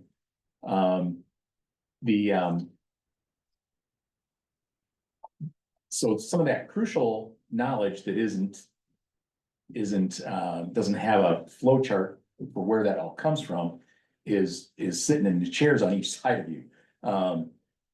For me, I think the most expedient way to get to where we, or at least to get onto that path, would be to identify, for instance, Jennifer, what stuff do you feel you can be the most effective at? And write that into maybe almost a template of a job description for yourself. And see what lies outside of that we want to hire. So we just heard accounting. That's something you would easily or happily give up to be able to focus some of your attention on some of the other types of duties. You know, historically, you did economic development, and that worked great when you were doing that, and Mary Beth was city administrator. So I don't think we want to lose what we already have. So I'd rather do what we need to do to keep Jennifer at the task that she's the best at when we look at her job, and Mark's similarly. And Jennifer and all of those things similarly, to see what stuff could they free up so they could do the jobs that they're the best at and enjoy, and then put those duties out as our expectation for what we want to hire, and then try to see what's gonna fit with that. Because there is no flex time in a day to be able to do and to add on any of the duties that are on that chart. It's great to sit and list them all, but there's no possible way we're gonna get there from where we're at now, because there's not an extra minute in a day. How Now, long have we been understaffed, in your opinion? You've been here as long as anybody. I think since we went from having two, when Mary Beth left, really, Yeah, that's what I would say. 2017. yeah. When Mary Beth left. We'll say on council.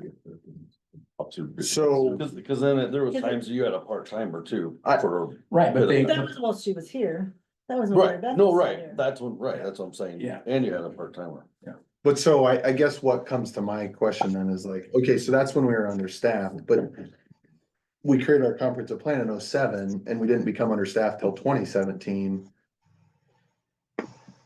So when we were fully staffed, we weren't executing these tasks. I think you could go on for 20 years and you're gonna survive. I think, When you say, do you mean executing, We have, updating a comprehensive? we weren't updating that. We weren't establishing some of these things. We didn't have these things then. Well, the lifespan of the comprehensive plan is 20 years. We're right at that borderline right now. I disagree with that. Everything I've been told, you should be reviewing it much more often than that. A complete redo, maybe so. Right. But we need to be doing a comp plan every 5, maximum 10 years on a town that's trying to grow. I'm not hearing any conversation about the vision of where we want to go and a highly qualified person to get us there.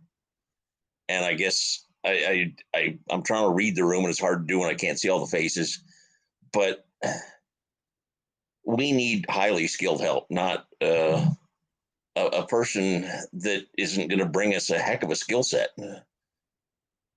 No, that's what I was gonna do. Right. We need another, yeah, I mean, we need another. Yeah. Someone established in city government that has done either Yeah. your Which- job by yourself or has had a portion, come from a bigger city that focuses on, specializes in one area of it. I mean, it'd be great to have somebody that could do it all, and then they pick and split whose strengths and weaknesses, but we definitely need a person with experience in the city government. Which we went through that process, have been going through that process since last December, when Karen gave her notice, Yeah. and the trained personnel out there doesn't exist anymore. Yeah. I'm not sure I agree because we posted for a utility clerk and I think we excluded an awful lot of people from the pool. And I don't want to make the same mistake again. I think people will look at what we call it for a title. We bring in the skill sets that we can find that are willing to come to Slater. And then we divvy up the responsibilities we have between the leadership team that we have. I would not want to start with saying we want a financial clerk. That's not, I don't think it doesn't address a lot of the problems we've listed. It doesn't address goals and performance reviews and all those things. We haven't addressed how we find funding, how the city staff comes to the council. I go back to what Marquita showed us last week from what she does. They come with a cliff notes with a staff recommendation. I want those things all researched out. I want the staff to bring us a problem, bring us a solution, and their recommendation amongst those potential solutions. So how many staff do you think that would take? I think if we can find the right person, we might be able to get by with one, but I'm not sure. I don't know where it starts and stops, but because we have a compounding problem of a big workload plus potential growth. I think it's all about priorities too, but I guess I would defer more to Marquita a little bit, like the talent pool in Iowa.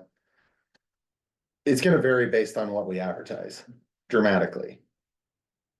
And is it fair to say we have an advantageous location if we post the right position? Oh, yeah, you definitely have an advantageous position. I mean, the location is second to none, and you're beautiful.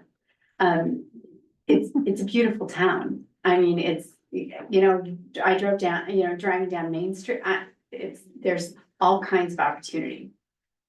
So, and I'm not so opposed to like what Ken's saying about like, okay, what makes sense? I think some of it too is like defining, okay, Jen, you feel like you're good at this skill set. You feel like you would enjoy doing these skill sets. Okay, these are these things. Okay, this is what leaves here. What's that role then? Right, I mean, I think there's a balance to that and defining and keeping continuity, consistency, because I agree, you don't want turnover because of the org chart adjustment. But by the same token, I think it's important to establish some of those things. And I think about like the importance of performance reviews. We haven't done those performance reviews, and it's kind of like those could be really valuable in a moment where you look back and you're like, okay, well, these were goals, you achieved these goals, like obviously this is a strength area for you, so this makes sense to have you there. but this is here. I mean, I truly struggle with it because it's like, yeah, what do you want? You wanna hire 2 city managers and figure out how to have co-head coaches, right? I mean, that's what, cause we wanna be able to put the highest level posting out there to attract the highest skilled person. But we also obviously have to be delicate and just to be frank, analyze that the reality is we have a tenured employee that has a lot of experience and knowledge and is going to be the trainee of that someone that you hire that would be a manager. So it feels like a very delicate and tough situation to determine what the right role is while maintaining happiness inside of the organization a little bit and fairness and all those factors. Is how I feel about it. Like, how do you get the right skills, not upset Jen, not upset Mark, but end up with the right people to help us get to the next level? Because hopefully this person that gets hired probably lasts as long as you guys do, which is outlasting your time on staff.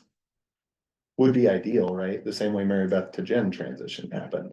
So looking at the org chart, so right now, the two of you are on the same. You're Okay. the same plane, so to Yep. speak, or same rung of the organizational Right. ladder, for lack of a better. With word. totally different, Totally Things. different Totally different duties. branches. Totally, Yes. totally different duties. Right. thank God. And So that's- I think- Yeah. I don't see a problem putting another person on that same plane. The financial officer. Sure, I mean, I think- experience. If I could just interject on that idea, I think what you It's hard really to have. want is somebody that you can hold responsible for these goals. And you can't do that if they're not, if they don't have reporting authority from their team. Yeah. So I think I got you. putting a Yeah. third rung on the same plane, Yep, I I don't got you. think gets you where you wanna go. I mean, a lot of that you have here. You're talking kind of executive level. You know, very experienced manager to be able to develop a lot of this. Policy language and a lot of that organizational structure. You're looking for somebody that. Is pretty special. The overall scheme of things. I don't know that we're looking at doing a comp plan in-house. No, No. no. No, but it's gonna take a lot of in-house work to But do it- it. To Yeah. get it- Yeah. to get that. To keep it organized. But the personnel management, the job descriptions, the performance evaluations, all of those should be able to be done by a person in-house. I mean, those pieces, that should all be, the grant writing, that kind of thing, so. So Jen, I know from what I'm hearing, you'd be happy to give away financial duties. Well, that was the conversation the hiring committee had back in March when we Yeah, started just was, let me finish. Yeah. So I think that's the conversation we've had and tell me if I've got this wrong. That you'd like to focus more on grant writing and economic development. Accounting and budgeting kind of things would be nice to give away. Some of these policies and procedures and, employee handbooks and those kind of things, are those kind of things that you could see yourself doing, or is that not what you would enjoy or where you feel No, like your that- strengths lie? they're doable. They're doable. There's actually quite a bit already existing, just. I'm not sure it's, it's not out there on the internet. It's No, I'm not- just trying to explore if Some of those your are kinds interests, of things if you were dividing up the duties that we all know exist, are those things that you would put on your plate or that you would put on the other person's plate? Ideal situation. I'm trying to just figure out which things you yay or nay? would like to set up for yourself to do. I don't know if I really have an opinion on the whole policy thing. probably not my first choice. choice, but yeah, I've done them and I've implemented them. Okay. What if we were a Main Street Iowa town? What if we decided that that was a path? Would you want it, if almost you had economic development, some of those things broken out into a required or a section portion with maybe some, I don't know how it would be designed, but it maybe doesn't solve a major problem, but if you had more of a branch that spent, you know, 40-60% of time in economic development stuff, and then the other 30-40% was maybe like, maybe it was basic task down to like utility or whatever type stuff, or Those are two different skill sets. Yeah. I mean, like, you're not gonna have a utility clerk or somebody who does that, those, and does economic development, that's two different people, I think. So I have a question that's. Or that's Or the same person for the last 5 years. Yeah. Outlier department, looking at, you're saying you're on the same rung but different departments, but that's not necessarily true. Because you still have to turn in timesheets and HR, like Jen still has to manage a lot of your department's Yep. things as she does mine as Right. well. So that's. Billing and stuff. Yeah, so that's not Yep. completely true. So Sure. there is still a bit of a hierarchy there and extra responsibility on her for our departments too. So you can't really Mhm. look at that the That's a same. good point. True. thing. The city council hasn't really decided what skills they want yet, have they? Like I said, I think there's different tacks you could take to get there. And so one of my priorities would be to keep as much in place that we have as we currently have. There's a lot of this is improvements from where we're at, but most of that stuff is being done at some level to keep the wheels on level at least. And so we'd like to do a better job of all of those areas and add more stuff on. But we've got to, in the meantime, we've got to keep the wheels on and keep the train at least on the track. And so one of my priorities would be, like I said, is to ask Jennifer what stuff she's feels the best about, because I think Yeah, and her that, role here is crucial. yeah, I agree. And then that would be And then we can find what roles outside of that we Yeah. need to replace. And maybe that's not the longest term solution. But I think it's the immediate thing, because we're to some degree underwater at this point. When you add on a lot of those duties and additions that we don't have the capacity to do. And that's not, you would have to that's not something we're gonna figure out tonight. That's something that. No, but I she wonder needs if to you go take figure it out and let us. take all those things that are on the board and have Jen and myself. Yeah. Taylor, Yeah, whoever have I don't conversations know. about it. and say, okay, this is Jen, this is me, this is, for hire. Well, what they're Whatever. doing, well, You know, and then you would have. and you that could all even broke do down. like, this is what you have been doing right now. This is what I Right. really enjoy. This is what what I would like get into and I have the highest skill set for. And then the ones that are left over, you're like, okay, this is the position. And I think what's gonna happen is you're gonna end up with a position that's gonna have a clear name, that's gonna have a better sounding, whatever title, that it's gonna be somebody, you're gonna lure somebody with that.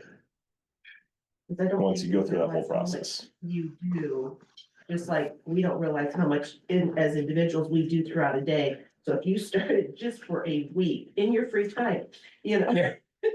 You just start, this is what I did, this is all this, I don't think we would realize how big that list is. And then if you could take that list, like I said. Yeah, my day. Yeah, I don't disagree, and I would never downplay, Jen does a lot of work here, and there's a lot of things that would totally always go unnoticed. But I do know that there's also a resistance to just letting things go when you've owned them and done them for so long, and there's that barrier we're gonna have to figure out how to overcome, where it's like, we're gonna have to trust people to take on more tasks and evolve those as well, and that's gonna be a factor that comes into play. And that's gonna be finding the person who's willing to do those things, and. Yeah, and I hear what some of the discussion I hear is like, well, let's find like, hey, what do you really wanna do? What do you really wanna do? But I think it goes back to like, There's always things you don't love that you do. Right, you're always. gonna There's choose those. always. I'm not Yeah, maybe saying no, like Yeah. what when you wanna got do. perfect- I wanna know what you're the best at. Right. Of those things. and how would we derive that impartially?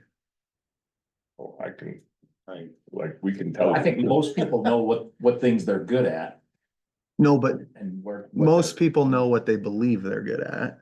But how do we verify what people are good at? Yeah, cause I will admit, in the last, since Mary Beth's been gone, there hasn't been, I mean, we reviewed comprehensive plan when she was here, we at least reviewed Right. it. Mhm. We didn't make any changes, but it was on the council. But that wasn't packet a to be you reviewed. thing, that's just the fact we didn't have what we had in staffing. Right, it's the, Or, it's the or council experience. wasn't pushing it. When the council wasn't. pushing That it. certainly could be a Yeah. factor, is that wasn't the direction of the council. But I think that's where it comes And that's back not to, even the that, right thing either. I don't think they purposely just didn't do it. It was just. It's, and I'm it not got saying, pushed it's a off to wish the side. list. It's- exactly, it's- and I think that derives to the point of what haven't we had? Yeah. We haven't had the person that says, I know you guys don't wanna do this exercise, but we have got to do this. I'm going to hold everybody accountable to this exercise, as annoying as it is for people. I guess that's more of where I'm feeling like we're arriving to is, and again, we might have the skill set, there might be things, and what Jen can't say is, okay, I haven't been doing those things, but we, I think are in agreement that maybe, perhaps, it's not, I'm purposely avoiding those things, not doing those things, or I'm prioritizing those things down the list of that. That may be the case. It's still, to Very me, much the circle case. backs to, what you really need is, okay, who is gonna be responsible for the whole entire operation of the city? That's the person we need to identify. That person might be inside of the organization. That person, you may get resumes and come outside and you may be like, okay, wait a second, maybe there's a connection here, maybe there's a meld, this and that. And you come out with a format that works right, but it seems to me that the highest level that we need to identify who is gonna be our person that, regardless of any of the tasks, they're gonna be responsible to the delivery of all of it. And then that person is, okay, this is what I wanna delegate, this is where I wanna delegate it to these people. My suggestion is, I think we have to advertise for a city manager. And we design a application process that says these are the ideal person.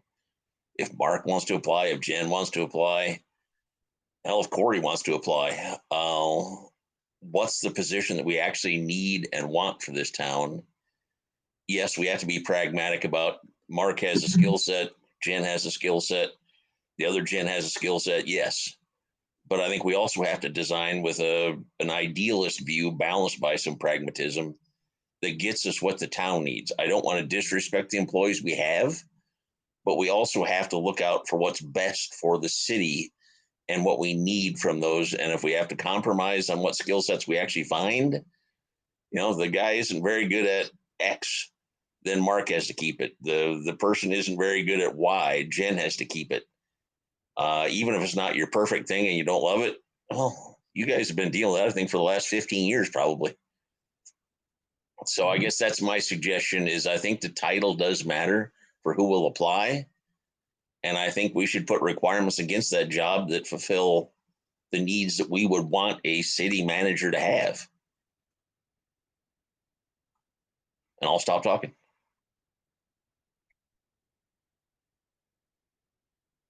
To a certain extent, it feels like we're just not asking the right questions and, you have to ask what they, if all of this is about improvement. I mean, everything on that board is about improvement, taking where we're at, going forward in a more, in a better way, more functional way. So you have to ask your staff what, as a professional, they want to grow, right? So what is it that they want to grow in the future? What direction do they see themselves growing, And it might mean that they don't necessarily have all of those tasks right now. They don't have necessarily, really excellent skills in writing policies, but, they can grow into that, so I think that that has to be part of the equation is if you're gonna ask the question, what do you wanna keep, we have to keep the wheels on, like you said, but what growth, what are their goals for their positions moving forward? Yeah, those are certainly things we have to, we have to start now forward of capturing that, comprehending that, designing the plan for that, giving the growth opportunity, expanding, I agree 100% but I think we're trying to go there and we haven't necessarily Right. been there, and it's like, how do you start without disrupting the skills and the people that you have, I think is the delicate or challenging part to it. Because losing that, I think to Ken's point, or what Ken's trying to say is like, if you lose that continuity, then it's a totally different ballpark or problem you're in. If Jen decides to leave or Mark decides to leave because of the direction you go on what you're charting for the organization. So you've got to be delicate to that. And maybe that really starts with just, what are the towns around us have for a structure? What are the job descriptions of those roles? If you look at the job descriptions of those roles, what tasks are we being executed and even some of what was given, some of what Jen, you sent over here, like, I think there's some things in there that it's like, okay, this is the job description. What are we doing? What are we not doing? You can always take into consideration, what do you want to be doing? Or what would you like to grow or develop as a skill? What do you really just honestly, please don't make me do that stuff or don't put that into my desk.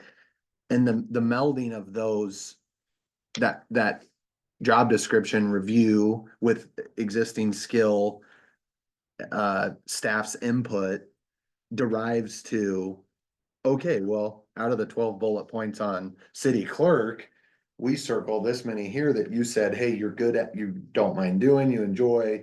All right, great. Or does that make sense? I mean, is it more to define the structure of what the city will look like, then define the existing skill set, then define where people fit, and then hire for that? And then at the end of the day, maybe it's unconventional because of the way it works, in a sense, because of our experience, and maybe some of those roles are broken.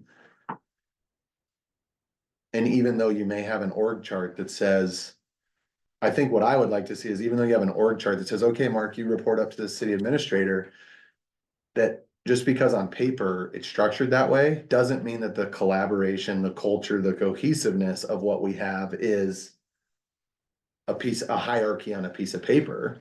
It's a collaborative relationship where it's like, and I guess I think regardless of what comes out of this, I think the reality is we're at a point where it's really hard to visualize what that is, and there's a lot of uncertainty. And if I'm a staff member, I'm like, I don't like the direction of this. But I personally believe the backside of this is less work hours, more work-life balance, more enjoyment in the job, some things like that, specifically more so for just Jen, if we can get it designed right. So the path forward then is, and this is a question, not a statement, but is to research and for staff to bring back research of other org charts of similar sized towns in similarly situated circumstances, org charts and job descriptions of like their city hall, for example, of their city hall staffing. Yeah, and I think staff can do some of that. I think council, I think it's our duty to do some of that as well as council, of like what we all know people from the surrounding towns and that, what makes sense.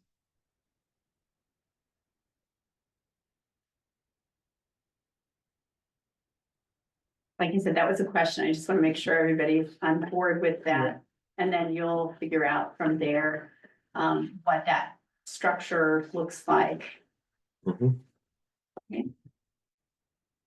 And then what kind of timeline do you want to set for that? Like for a touch base on them? Yeah, I don't think you can do it soon enough, because like I said, I think we're underwater. on a lot of those tasks, so. I was thinking January 15th, is that, with the holidays are coming up, is that realistic? To do some basic research, yeah, we have to move that fast. Okay.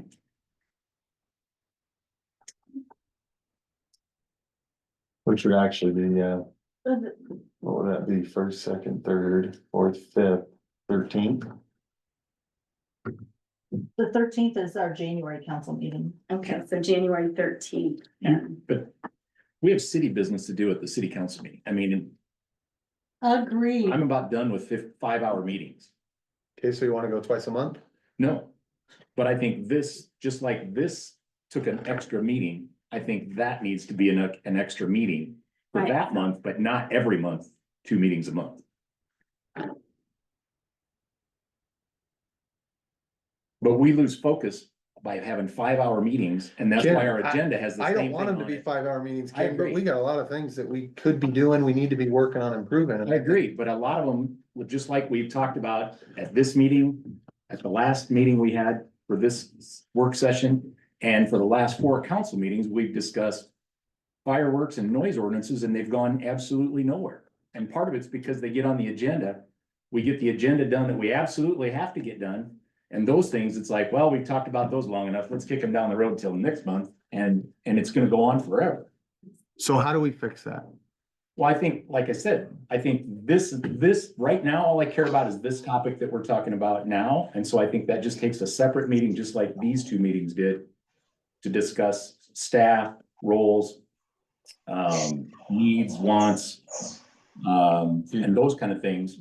But I don't think you can just keep putting everything onto a council meeting. I don't disagree, Ken, but I haven't necessarily sensed the desire to go to more meetings, more frequent meetings either.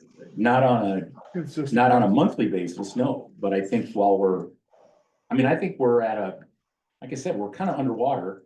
We've been that way for a full year since Karen left, and we're getting things back by having Danielle, thank goodness, to do some of those duties. But I don't think that means we automatically go to 2 meetings a month. Well, you might have to until you get them out from underwater. I agree. Yeah, but I'm just saying, you said, so you want to go to 2 meetings a month, and it's like, no, that's not, I don't see that as a permanent solution. I do like Marquita's concept she showed us with the staff bringing problem solutions and a recommendation.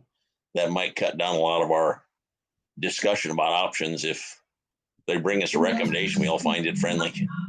In what time here? In what time is that gonna get done? When we're barely keeping the wheels on now? Good point, Jen. And I was actually going to suggest that maybe that's something we can adopt after we get a staff person on hand. Yes. Yeah. Put those on the back burner. Well, can I just throw out a thought? At our last meeting, we talked about security cameras. And we talked about them for really quite a long time. Since March. And then, but I'm talking about at our last meeting, and I don't know, we spent 10-15 minutes. And then the people presenting said, oh, but we don't have a bid from this other company. That was a waste of time. You could have spent 5 minutes filling out a template that says, here's what we need, here's why we need it. And then it would become obvious, we don't have all the information we need. You could give a 1-minute report of, we've heard from this company, we're waiting on a bid from this company. That's all the time we needed to take on that at our last meeting. So that's an example of ways we could run our meetings more effectively. There was no reason for us to spend 15-20 minutes on that last month. And that's an example of how it can work more effectively and use our time more effectively. Because you're spending so much time on your job. I don't know how you keep doing it. So January 20th, do you want to have a special meeting January 20th on this, circling back to timelines? Does that seem reasonable, or is that a holiday for you? Because that is Martin Luther King Day. It's not a holiday. The other suggestion I might make, like, we schedule, like, there are 5 4 months out of the year have 5 Mondays. So whenever there's a fifth Monday, we take advantage of that Monday to have a study session. And we just, bring study session items that are discussion only, that maybe need a little more discussion and direction from Yeah. council. That might be a way of incorporating some additional opportunity for your discussion items without going to 2 meetings a month. Just a thought.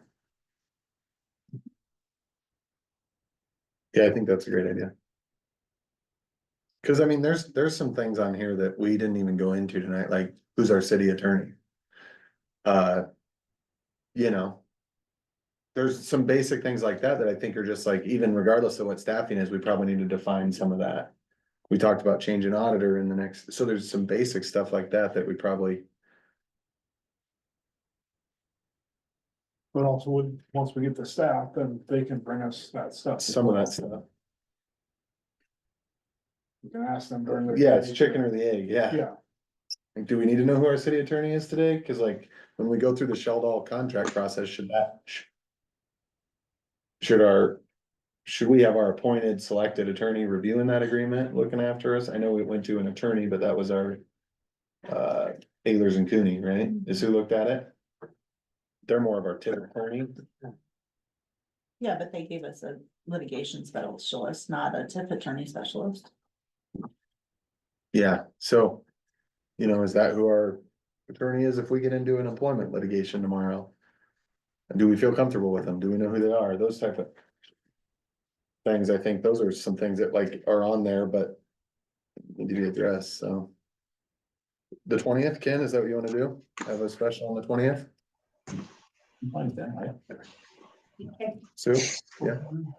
Yeah, I guess. I just think it's gonna be too long a discussion to do in a month. I'm not disagreeing with you. I'm not disagreeing with you at all, but I'm also, some of this by not going like, hey, we need to do another meeting here. Is trying to be cognizant of the reality of, I get it. Everybody's putting a lot of time in. I know that as well as anybody too. Do we wanna have research, like who's gonna do this research? Are we gonna split it up? Is it something we're gonna ask our other business staff to do, or is that something we as council people should do?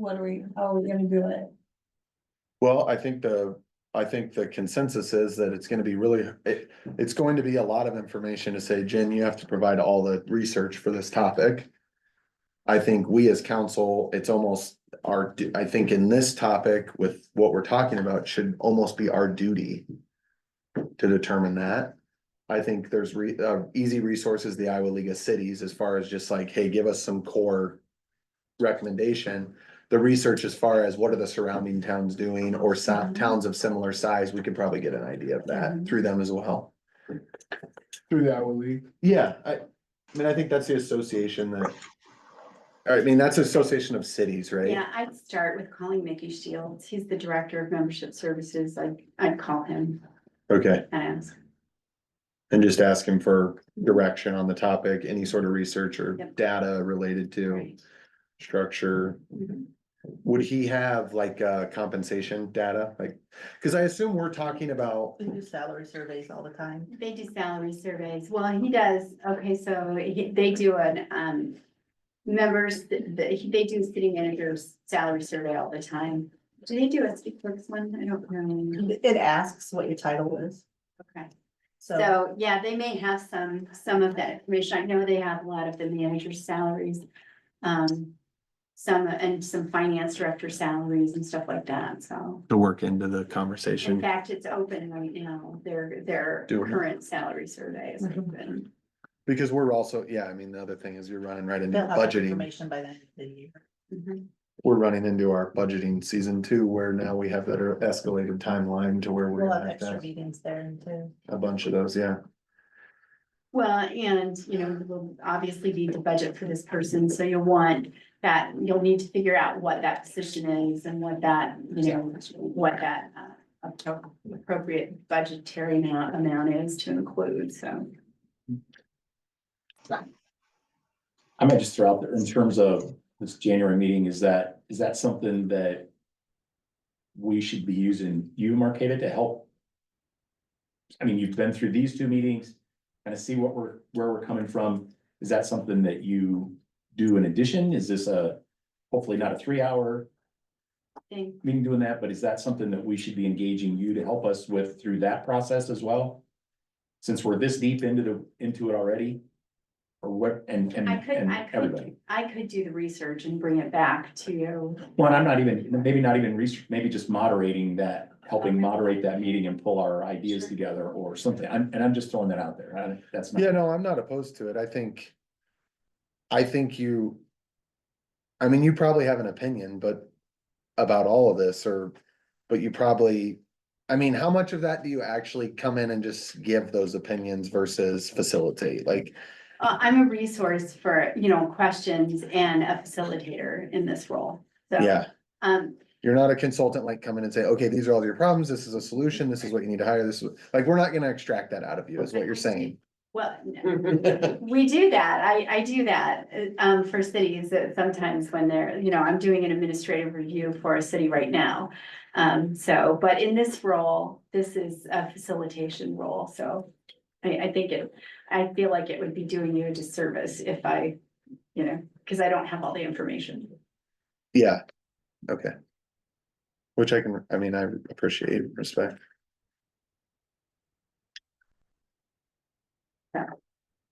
Yeah, no, I'm happy to. Well, and I'm just throwing that out there. I don't know if that's.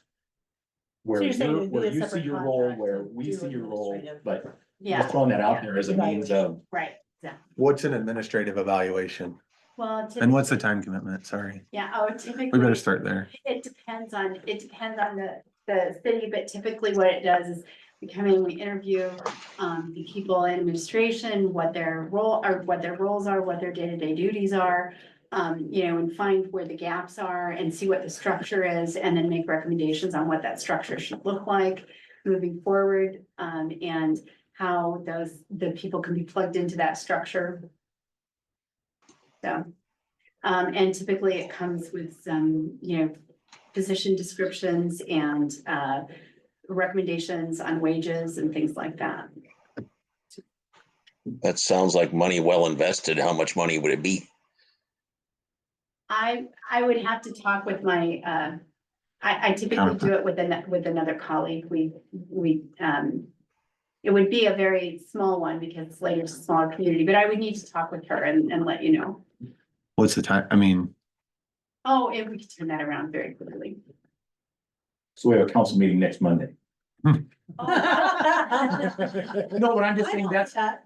that's our next decision Oh, making sure, point, sure. where we would be discussing and potentially making a decision about that. Is that? Oh, sure. Unreasonable? To like go to do another contract, to do another contract with you. We could decide at our Yes, Monday meeting. not to do it then. Yeah. To get back to us like. To commit to it, we could commit to it by next Monday. I've got a milestone.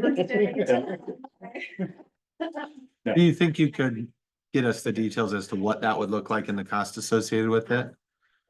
And then we could have that on the agenda for the meeting. Sorry, we didn't need to put you in the hospital then. We got one in the hospital I'd already. get the agenda out before I was just Friday. gonna say, this is one of those things where the late breaking. Yeah. Holds up the agenda. Yeah, I will, yeah, okay. Make a note. Okay, We just would preferably if we could all close our eyes and tap our heels together 3 times and be at the end of the progress and have the things executed would be, ideal for everybody. I'll buy some slippers. Ruby and Sparkly lights. okay, so we'll set that aside and then we'll talk about comp plan. So. Anticipating that comp plan was gonna be one of the top priorities I have. I just have here that, comprehensive plan development. And I always, this goal sheet includes, whether it's a financial, goal, or whether it's just a policy goal, or whether there's a financial element to it. This obviously is a policy goal with financial support needed. And I would estimate, it's a brand new comp plan is probably gonna be around $40,000, $40,000 to $50,000. And that can be funded with general obligation, TIF, utilities, road use tax. I mean, you can pull in all those different funding streams to support that because it will touch everything. So, it's a short-term goal. And, I can provide you with a draft RFP that you can modify if you want, or you can get those, those are public information. You could probably just Google and pull one down. Another action step would be to make sure to include funding in the FY 26 budget and potentially the FY 25 budget amendment.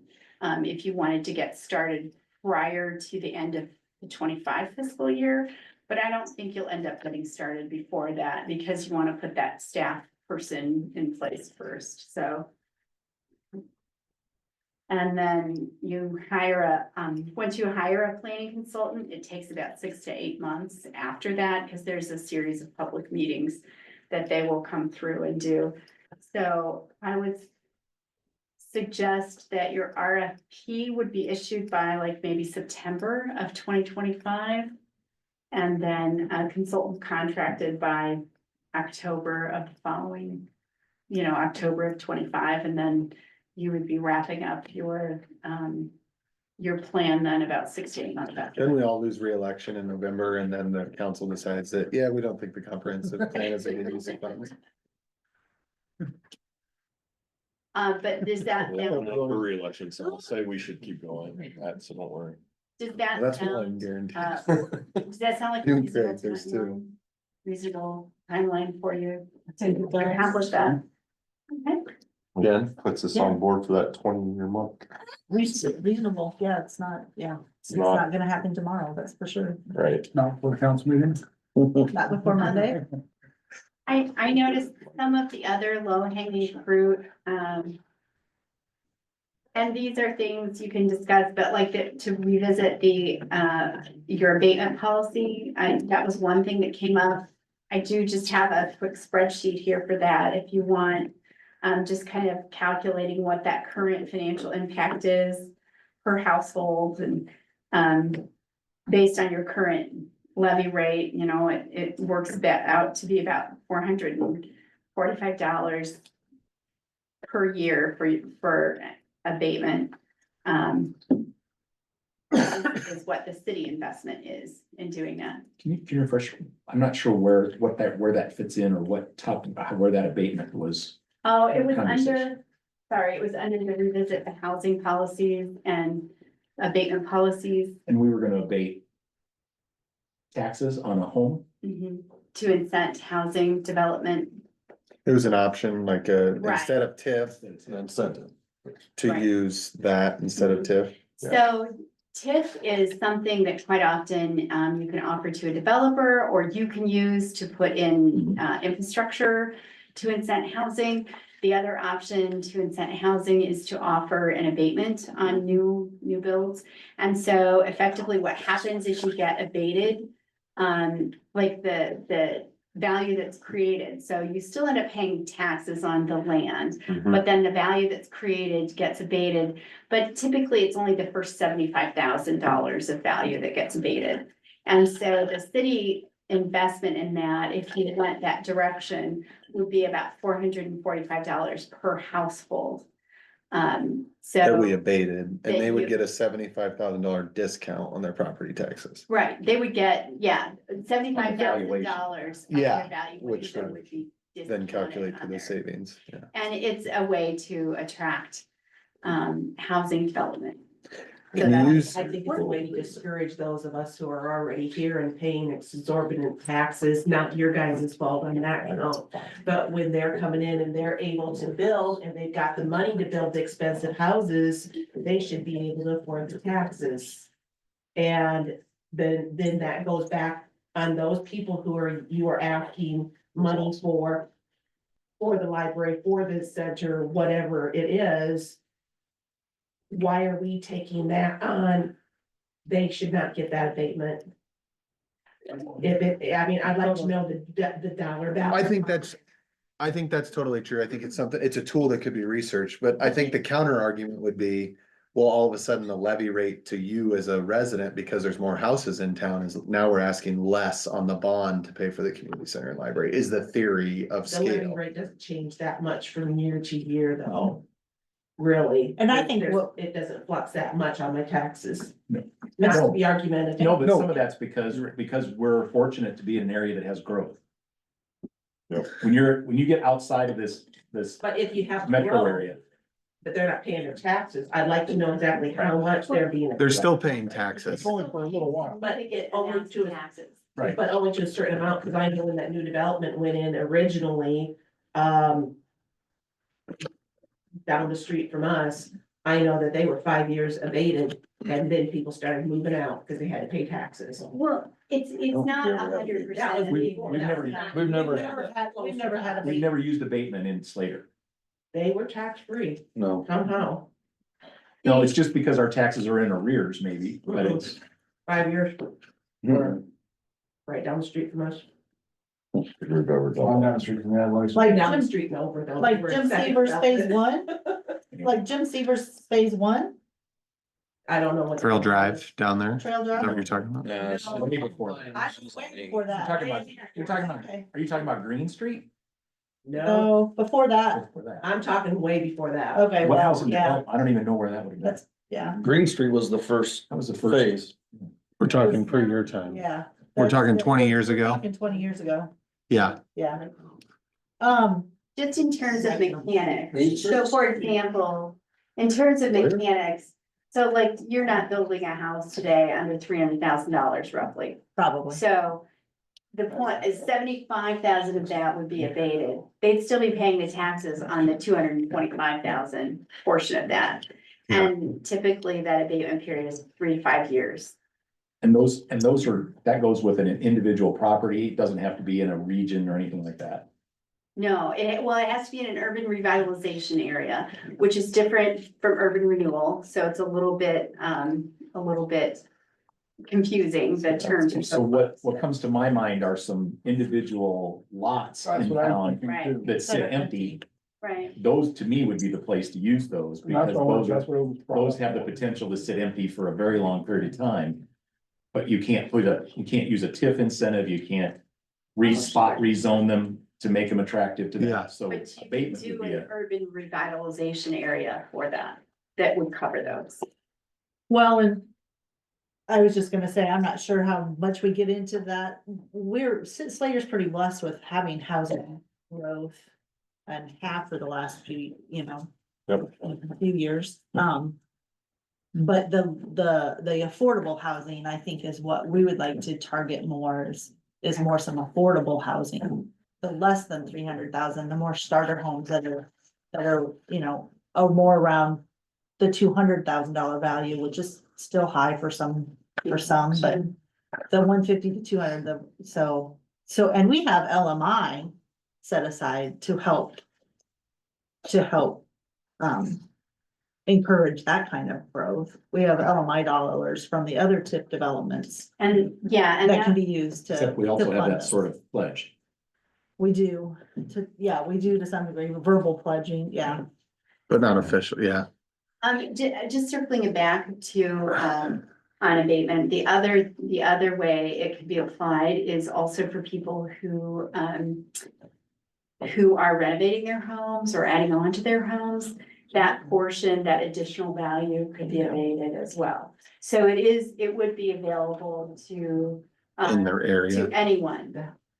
So. is to encourage increasing your value. Because then we recapture it after the 3 to 5 years. And I think I would say, well, we've been blessed, like people want to live here. We have had a philosophy that we have to essentially TIF all of the developers' expenses up to all of them, knowing they can't get them all. We have used TIF to attract residential development, but not offered incentive to individual home owner or builder. Right, so it Because would. once you tip, there's no dollars available for rebate. Right. So I think there could be, I think in my opinion, residential growth in my head is of no concern. And the strategy as far as incentivization to developers to develop more or people to move here faster, I personally lean against that a little bit because I kind of think they'll come when they come and we won't have to incentivize based on demand of geographical location. I'd rather lean that way. I'd rather incentivize the higher taxpayers, like the commercial businesses, the industrial park businesses, where people could come work in our community, spend money in our community, drive the values of our homes up in our community, and pay the price to live here or commute. That's my vision of what I love about Slater is the size of the community residential. I want to avoid your world in Bondurant Oh. and Elkhart's as long as we can, but be prepared that when it comes, we know where to tell, nope, that doesn't fit. So no, that is not going to be rezoned to this. Right. And no, we can't get a street there because of this. And no, the cost of infrastructure to there is this much because we've planned it, and no, we won't approve this replotting or whatever. I want to be prepared with the tools to address it appropriately. I don't think I would say back to the goals, I don't get a consensus from this group that the goal is, we gotta figure out how to double this town in 5 years to keep up with inflation. That is certainly, I don't think the goal, but I think. Not be reelected. Yeah, for sure. But I think there is a balance to keeping up with inflation, because Mark will be the first to attest, the cost of every single thing he does goes up every month, year. And if we don't somehow grow the tax base to offset that, then the tax burden on the individual household, if we don't grow, will eventually truly be insurmountable. Which is why I wanna encourage the commercial and the development growth over, Right. yeah. Well, that's why I said with that abatement, I mean, there's 3 or 4 lots on Main Street Yeah. right now that are going nowhere fast. Can you do that commercially? Yeah, Yeah. you absolutely can do commercial abatement. That, Yeah. that seems That's like the that would be the only place type to of- use that. Yeah, But to your, circling back to your point about residential, that's the only type of abatement we offer. is residential. Yeah, I only was bringing this up because it said evaluate housing incentives. And so that's where that Yeah. conversation came from. But you could use the same tool for commercial and industrial, and if you're doing abatement, you're not, it's not like you don't have to upfront the investment. We're just not gonna get it. Your revenue from that is just delayed a bit. Yep. So, if that could be something is to, like, if you wanna do a goal of implement a commercial and industrial So, abatement yeah. program or policy. But we can't overlay that with a TIF agreement. It's one or the other kind of, the strategy going into it at the front end has to be one or the other. It doesn't have to be one or the other. It could be both. It could be. As long It as you're in just, this urban like the renewal. developer, what will happen is the developer who's doing a development agreement, it will delay their ability to reclaim. Yeah. Like if you're doing a rebate to a developer for, like, say they've invested in infrastructure. And you've entered into a development agreement that will give them a TIF rebate to repay their investment. And they choose to take abatement, it will just delay their repayment for their infrastructure, but they're still getting the value of not paying those taxes for a period of 3 years, for example. How ours is structured, they get 3 years, 100%, or 6-year graduated. So, and they could choose, typically, most of the time, they can choose. Sometimes if we're entering a development agreement, we will let them know, hey, we want you to take this one, and we'll write that into the development agreement. But typically, if they're just moving in and building a building and we don't have anything to do with it, they just choose which one they want. So it would be the appropriate path to outline that abatement would be offered inside of the you would have an urban revitalization district inside of the urban renewal area. So that the developer knew that they were gonna lose 3 or 5 of their 10-year window. Right. So it would, in theory, reduce their payback Right. by 3 to 5 years on a 10-year scale. Yes. But again. So we gotta be on the front end For They each would be, individual they project. would be. for each individual effectively- project. They would be effectively, and it would be their choice if they took it, but they would be effectively paying themselves back because they wouldn't be paying, it would be, instead of getting the rebate, they're not paying those taxes. But they're also, yeah, and they're also, Yeah, she's saying like if you were to build the building, keep it, Right, Yeah. they would be saving, but if you're looking at like Rogers, they build and sell it, they miss out. yeah, but I was thinking like. Spire would get it. correct? Yeah, and I'm thinking like Severs, like, so we've committed that they'll get up to 700 back over 10 years. But then we go in on each individual lot and say, hey, we're gonna give you a 5-year abatement. Now we're taking money out of His line. Scott's bucket, but at the Yes. same token, we're helping that fill up faster, Yes, which helps him guarantee or get some sooner. yeah. We'll In have theory. to look See it at both the ways. plan that, the verbiage in the plan, because I think in the verbiage in the plan says that they will not offer. Now, They made at this you point. wanna know that. So it's on the front end, yeah. But that's something, I think these are the But type something of for tools. future, Going forward. future development. Yeah, I think these are the type of tools that we need to really vet out and think about. Who we want to incentive, where, why, and if we even need to. And then first and foremost, protects the taxpayers' investment into all of those areas as. You know, one of the major priorities, protect the homes that are here, the people that are here, so their expenses don't go up without revenue coming in. Well, and actually, if you're doing this on commercial and industrial and you're able to incent that kind of development that pays 90%, you know, versus, Residential. you know, half, you know, it really works out very well. Mhm. Okay. Okay, so that is one. You mentioned part of this is the capital improvement plan was discussed as well.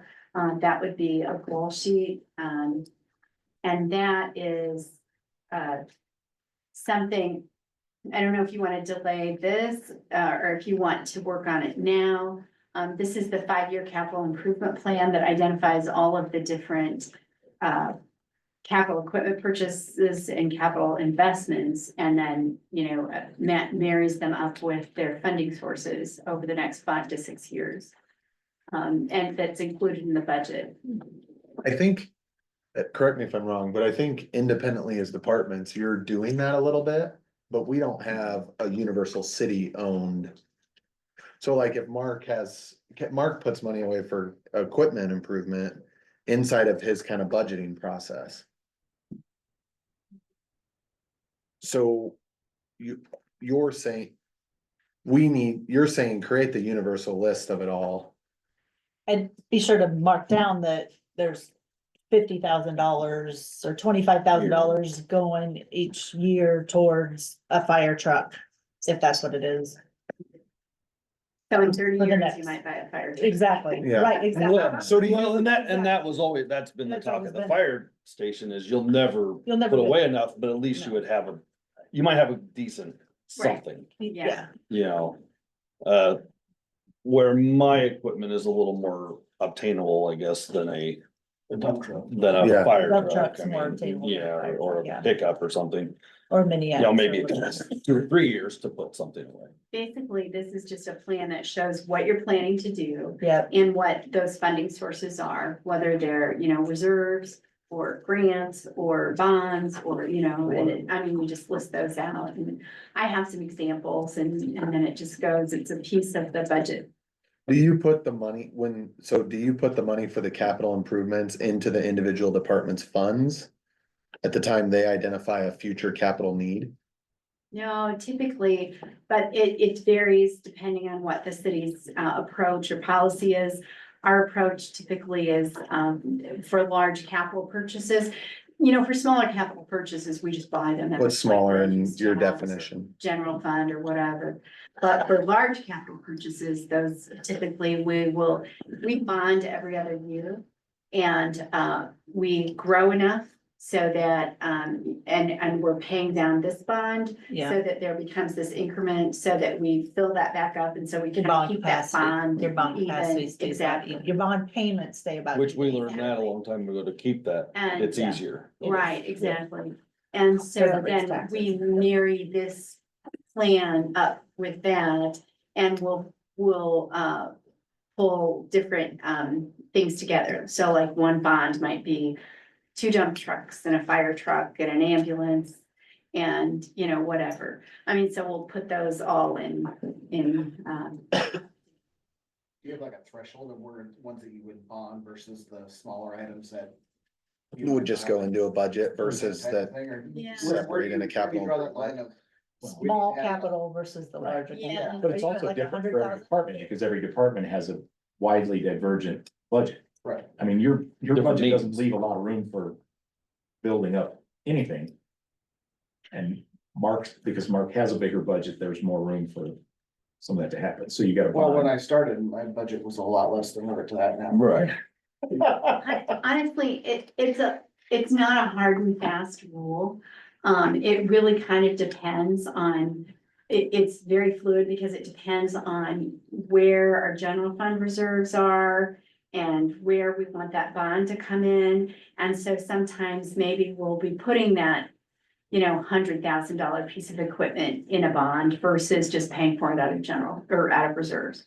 So. Just to it's- fulfill your bond, I mean, It's somewhat fluid. So. And maybe that's but- one of the big policies we need to figure out is what's gonna be our defined reserves. But for the most part, yeah, our defined reserves, we have a minimum 25% reserve level. But realistically, we're keeping it closer to 35% because then we get better bond rates when we have the higher reserve levels.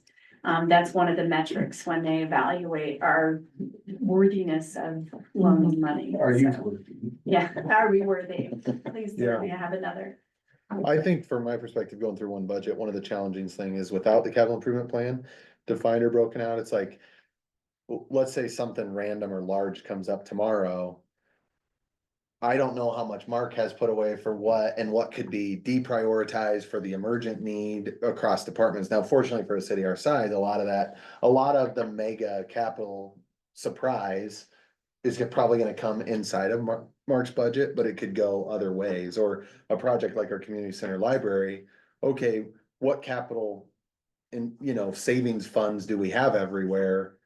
Do we have $400,000 in capital savings funds, and what are they for? Do we wanna reallocate that to get a project done? And what's the impact? How does that affect us? How do we make up for it? Those type of things, I think, are things. Because what I don't want is somebody to have to sock away $2,000 a year for 20 years to be able to get to what they, right? We should be able to progress that, prioritize that, help achieve those faster if we have consolidation in the plan versus every department or every. It always goes back to, if you don't have a plan, if you don't know where you're going, any path will do. So, I mean, it's good to have a plan, and this plan, it's not always set in stone. If you get, like, for example, we had a ladder truck in our capital plan, and then we had an emergent need where we had to get one then. So we went and found a really good used one at a great steal of a price. And, bought it in Mhm. advance, 2 years in advance, but we just, it just had to be done. We couldn't wait any longer. So when you do your capital plan, it just lists an item and the cost of that item, what are we talking about? No, it will list the piece of equipment or the project, what that investment in it, and then where that money's coming from. So is it coming from road use tax or bond or grant or, that kind of thing. And then also we have, Pretty as we simple look at that list matrix. of projects, we have, we're always on, I'm a grant seeking missile, so my head is always swiveling like, okay, what do I have in this plan and what grants are out there that I can, get and marry up with that, so. But you mean for this capital worksheet, all of the projects like the library, community center and fire and EMS and sports park, and it's not just a new dump truck or a fire truck. It's all of Yeah, it. and I break it out between projects and equipment, I do 2 different ones, so. I think we're just getting more like the equipment side lives in his head. We don't know what that is. mhm. I mean, he's got a plan and it works, but I think we just Right. wanna know what do you say? What that Is is. a dump truck, Right. your truck getting old? We don't know. I mean, Yeah. Right. Yeah, I think And- that's, the big projects, I think we know we need to get them down. But it's, what are you getting a new copier and you're getting a new Mhm. mini. I think for me, just over the course of time with the council and the project that I'm working on, there have been verbal commitments for a number of things, but no actual commitments. Like something like this would be very helpful for this process, because I don't know if lost is our money or not, but I've heard it is. And I don't know if LMI is for this project, but it could be. I don't know any of those things, and none of them are they've never been put into the 309 account that is allocated funds for the project. So it just leaves me not knowing where we stand. So a little bit related to thinking about our financial reserves, I think it's up here somewhere. Are we missing a financial advisor piece of somebody who would advise us on some of these funds that are set aside for future that could or should be invested with higher rates of return? Is that a missing thing for us? Oh, sure. Well, our financial advisor, is more someone we work with to determine what our bonding capacity is going to be over the next 5 to 10 years at certain intervals. And then, they also come in, and they're on, as part of their retainer, they'll come in and do cash flows on particular funds for us.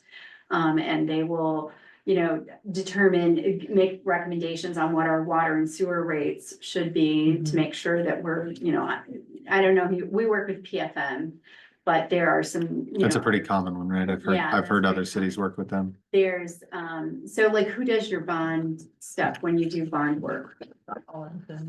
No, that's the legal counsel, but who does your financial piece of it? It's probably like, it could be PFM, it could be, there's another one that begins with an S, there's also Pooler Financial Management. I mean, there are 3 or 4 around the state, Springstead, although they just got bought out by somebody also. But those are the people who come in and they will help you put all of that together. And with regard to investing and getting higher interest rates, and that's something that my finance director does, and she works with our bank that we have our accounts in and with iPay. And she will balance that out, like how much we have in each of those. And she watches it and goes back and forth, like, who's giving us the best rate on any given month. Like, if we have someone doing that, I'm not aware of it. I know Huxley has someone who does that for them. So Yeah. I'm just asking, is that something we're not doing that we could be doing? We're getting Yeah, really certainly. good interest lately. I mean, we've got, Oh, yeah. I'm It's pretty pleased. good right now with. It's iPay. really good right now. I'm very. Yeah, we just finished, I mean, I don't know if we finished the transfer, but we just came back to our local bank here after leveraging them to get closer to iPay. And yeah, that's what. We try to do. Actually, our local bank will exceed iPay a little bit, so that to keep the funds there, so. Yours is probably a lot bigger pool than ours, but one of the things that I like about it, which the school did in their tenure plan is, they basically said, okay, here's all your capital improvements, here's how much money is bondable in 2026. Yeah. Which one of these do you want to tie into that funding source as 2026 bond? Okay, Mark, you are gonna get that dump truck in 2026 because that fits into there. That type of vision and plan, I think, just helps provide clarity. And then your excess funding, you're not just like, well, where should we put it? You're kind of like, nope, here's the list. This is. And I think for council people who, like, I feel like there's so many balls that are juggling, it is hard to keep track of it. And if we could see that all in one place, it'd be easier to visualize the big picture. All right. So that one, and then one of the other, and this is kind of low hanging fruit, and I know we talked about it, but I can't remember specifically where we landed, but we were talking about just a few fiscal policies, and one of them was a debt policy. And so typically included in that is, how much you will, obviously, your constitutional debt limit is 5% of your total valuation. We then restrict ourselves further to 75% of that amount. And then that we also equate that into a per capita dollar that we will not go above in debt service. in our debt policy. So, and that is something that also helps us, that's another metric on that rung, when they come in and evaluate what kind of interest rate they're gonna give you for bonds. So, that's something, if you don't have that, it's, you know, there's some really good best practices out there. GFOA has some good things out there, some, lots of other cities, can give you examples too, but that could be a good thing to accomplish, and it's relatively easy to accomplish and do that. On the organizational effectiveness piece, I had that suggestion of scheduling quarterly study sessions. I don't know if you want to include that in your priority packet or not, but just the fifth Monday makes it pretty convenient to try to do something like that. I think it makes, I mean, I think it makes sense for, while we have the group we have and with the list we have, if others are open to it, I think.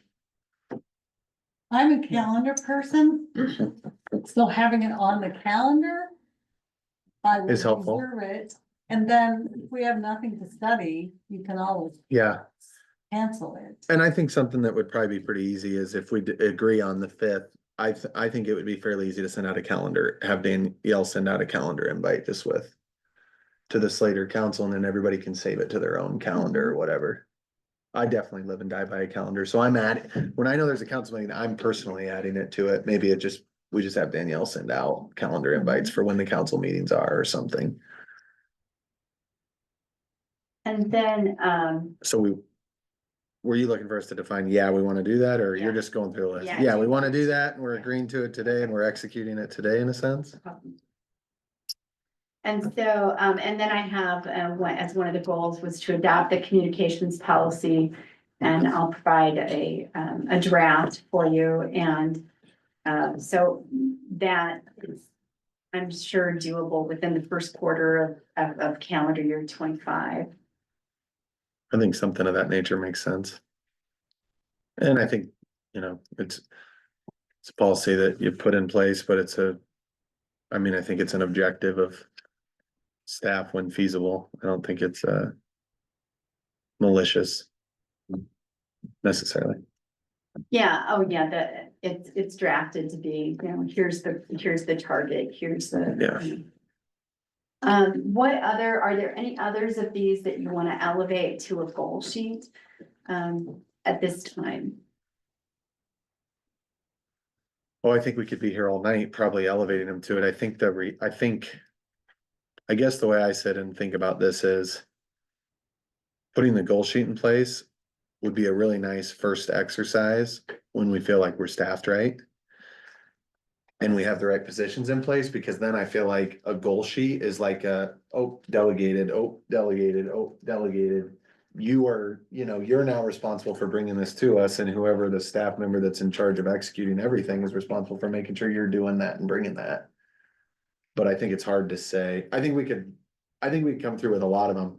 It would probably be valuable to have, if we're going to add a staff member, to have that staff member a part of that process. Okay. And maybe that means we'll get you a cot here in City Hall somewhere, and you can come back up later in the year and help us, but I think that makes more sense. So I will, pull all these together, send out a draft report that has all the goal sheets, all the stuff, you know, a recap of everything we've talked about. And, the draft communications policy in there, and, that will, be out to you, within probably the next week or so. Perfect. Then you'll get with us about more of the administrative of, I can't remember what you called it. For next week. All right. Is there We're, anything that I didn't cover that you want to circle back to and talk about, or, you think that? I'll talk to it. I think it funneled it down to where we need to be, so things we need to tackle right now. The big piece, Yep. you know, once you're staffed up, that big piece is your comp plan. And then your comp plan will, you know, there will be all kinds of projects, like individual projects that come out of that Yep. will then get prioritized. Yep. Excellent. Well, thank you guys very much. I appreciate your time and, Yeah. you know, taking the extra Thank you. meetings and things like Yep. that. Yeah, thanks for being here. And Thanks so much. I think thanks for everybody else. Obviously, it's a time commitment. I think it's an important commitment. If we were shrinking, the commitment would look a lot different and the issues would be a lot different. And so even though this is a time commitment, I think it's all about positive things and the direction is positive and the outlook is positive. It's just planning to deal with it. So, with that said, Make a anything, motion to adjourn? do you have anything, Jen or Mark, that you need to get out? Mark's gonna be gone. Yep. Yeah, I'll be gone. Which he starting shared, tomorrow. I think he shared with people. So, all right, we'll get a motion. Joel. We get a second from John. All those in favor signify with a sign aye. Opposed? I'm sorry. I heard you say aye, Craig, on adjourn. And abstentions. Fabulous. We'll have a great time. We will. Have a great time. What do you guys decorating 3 Marks? I think they're gonna do it Thursday. You want to win that?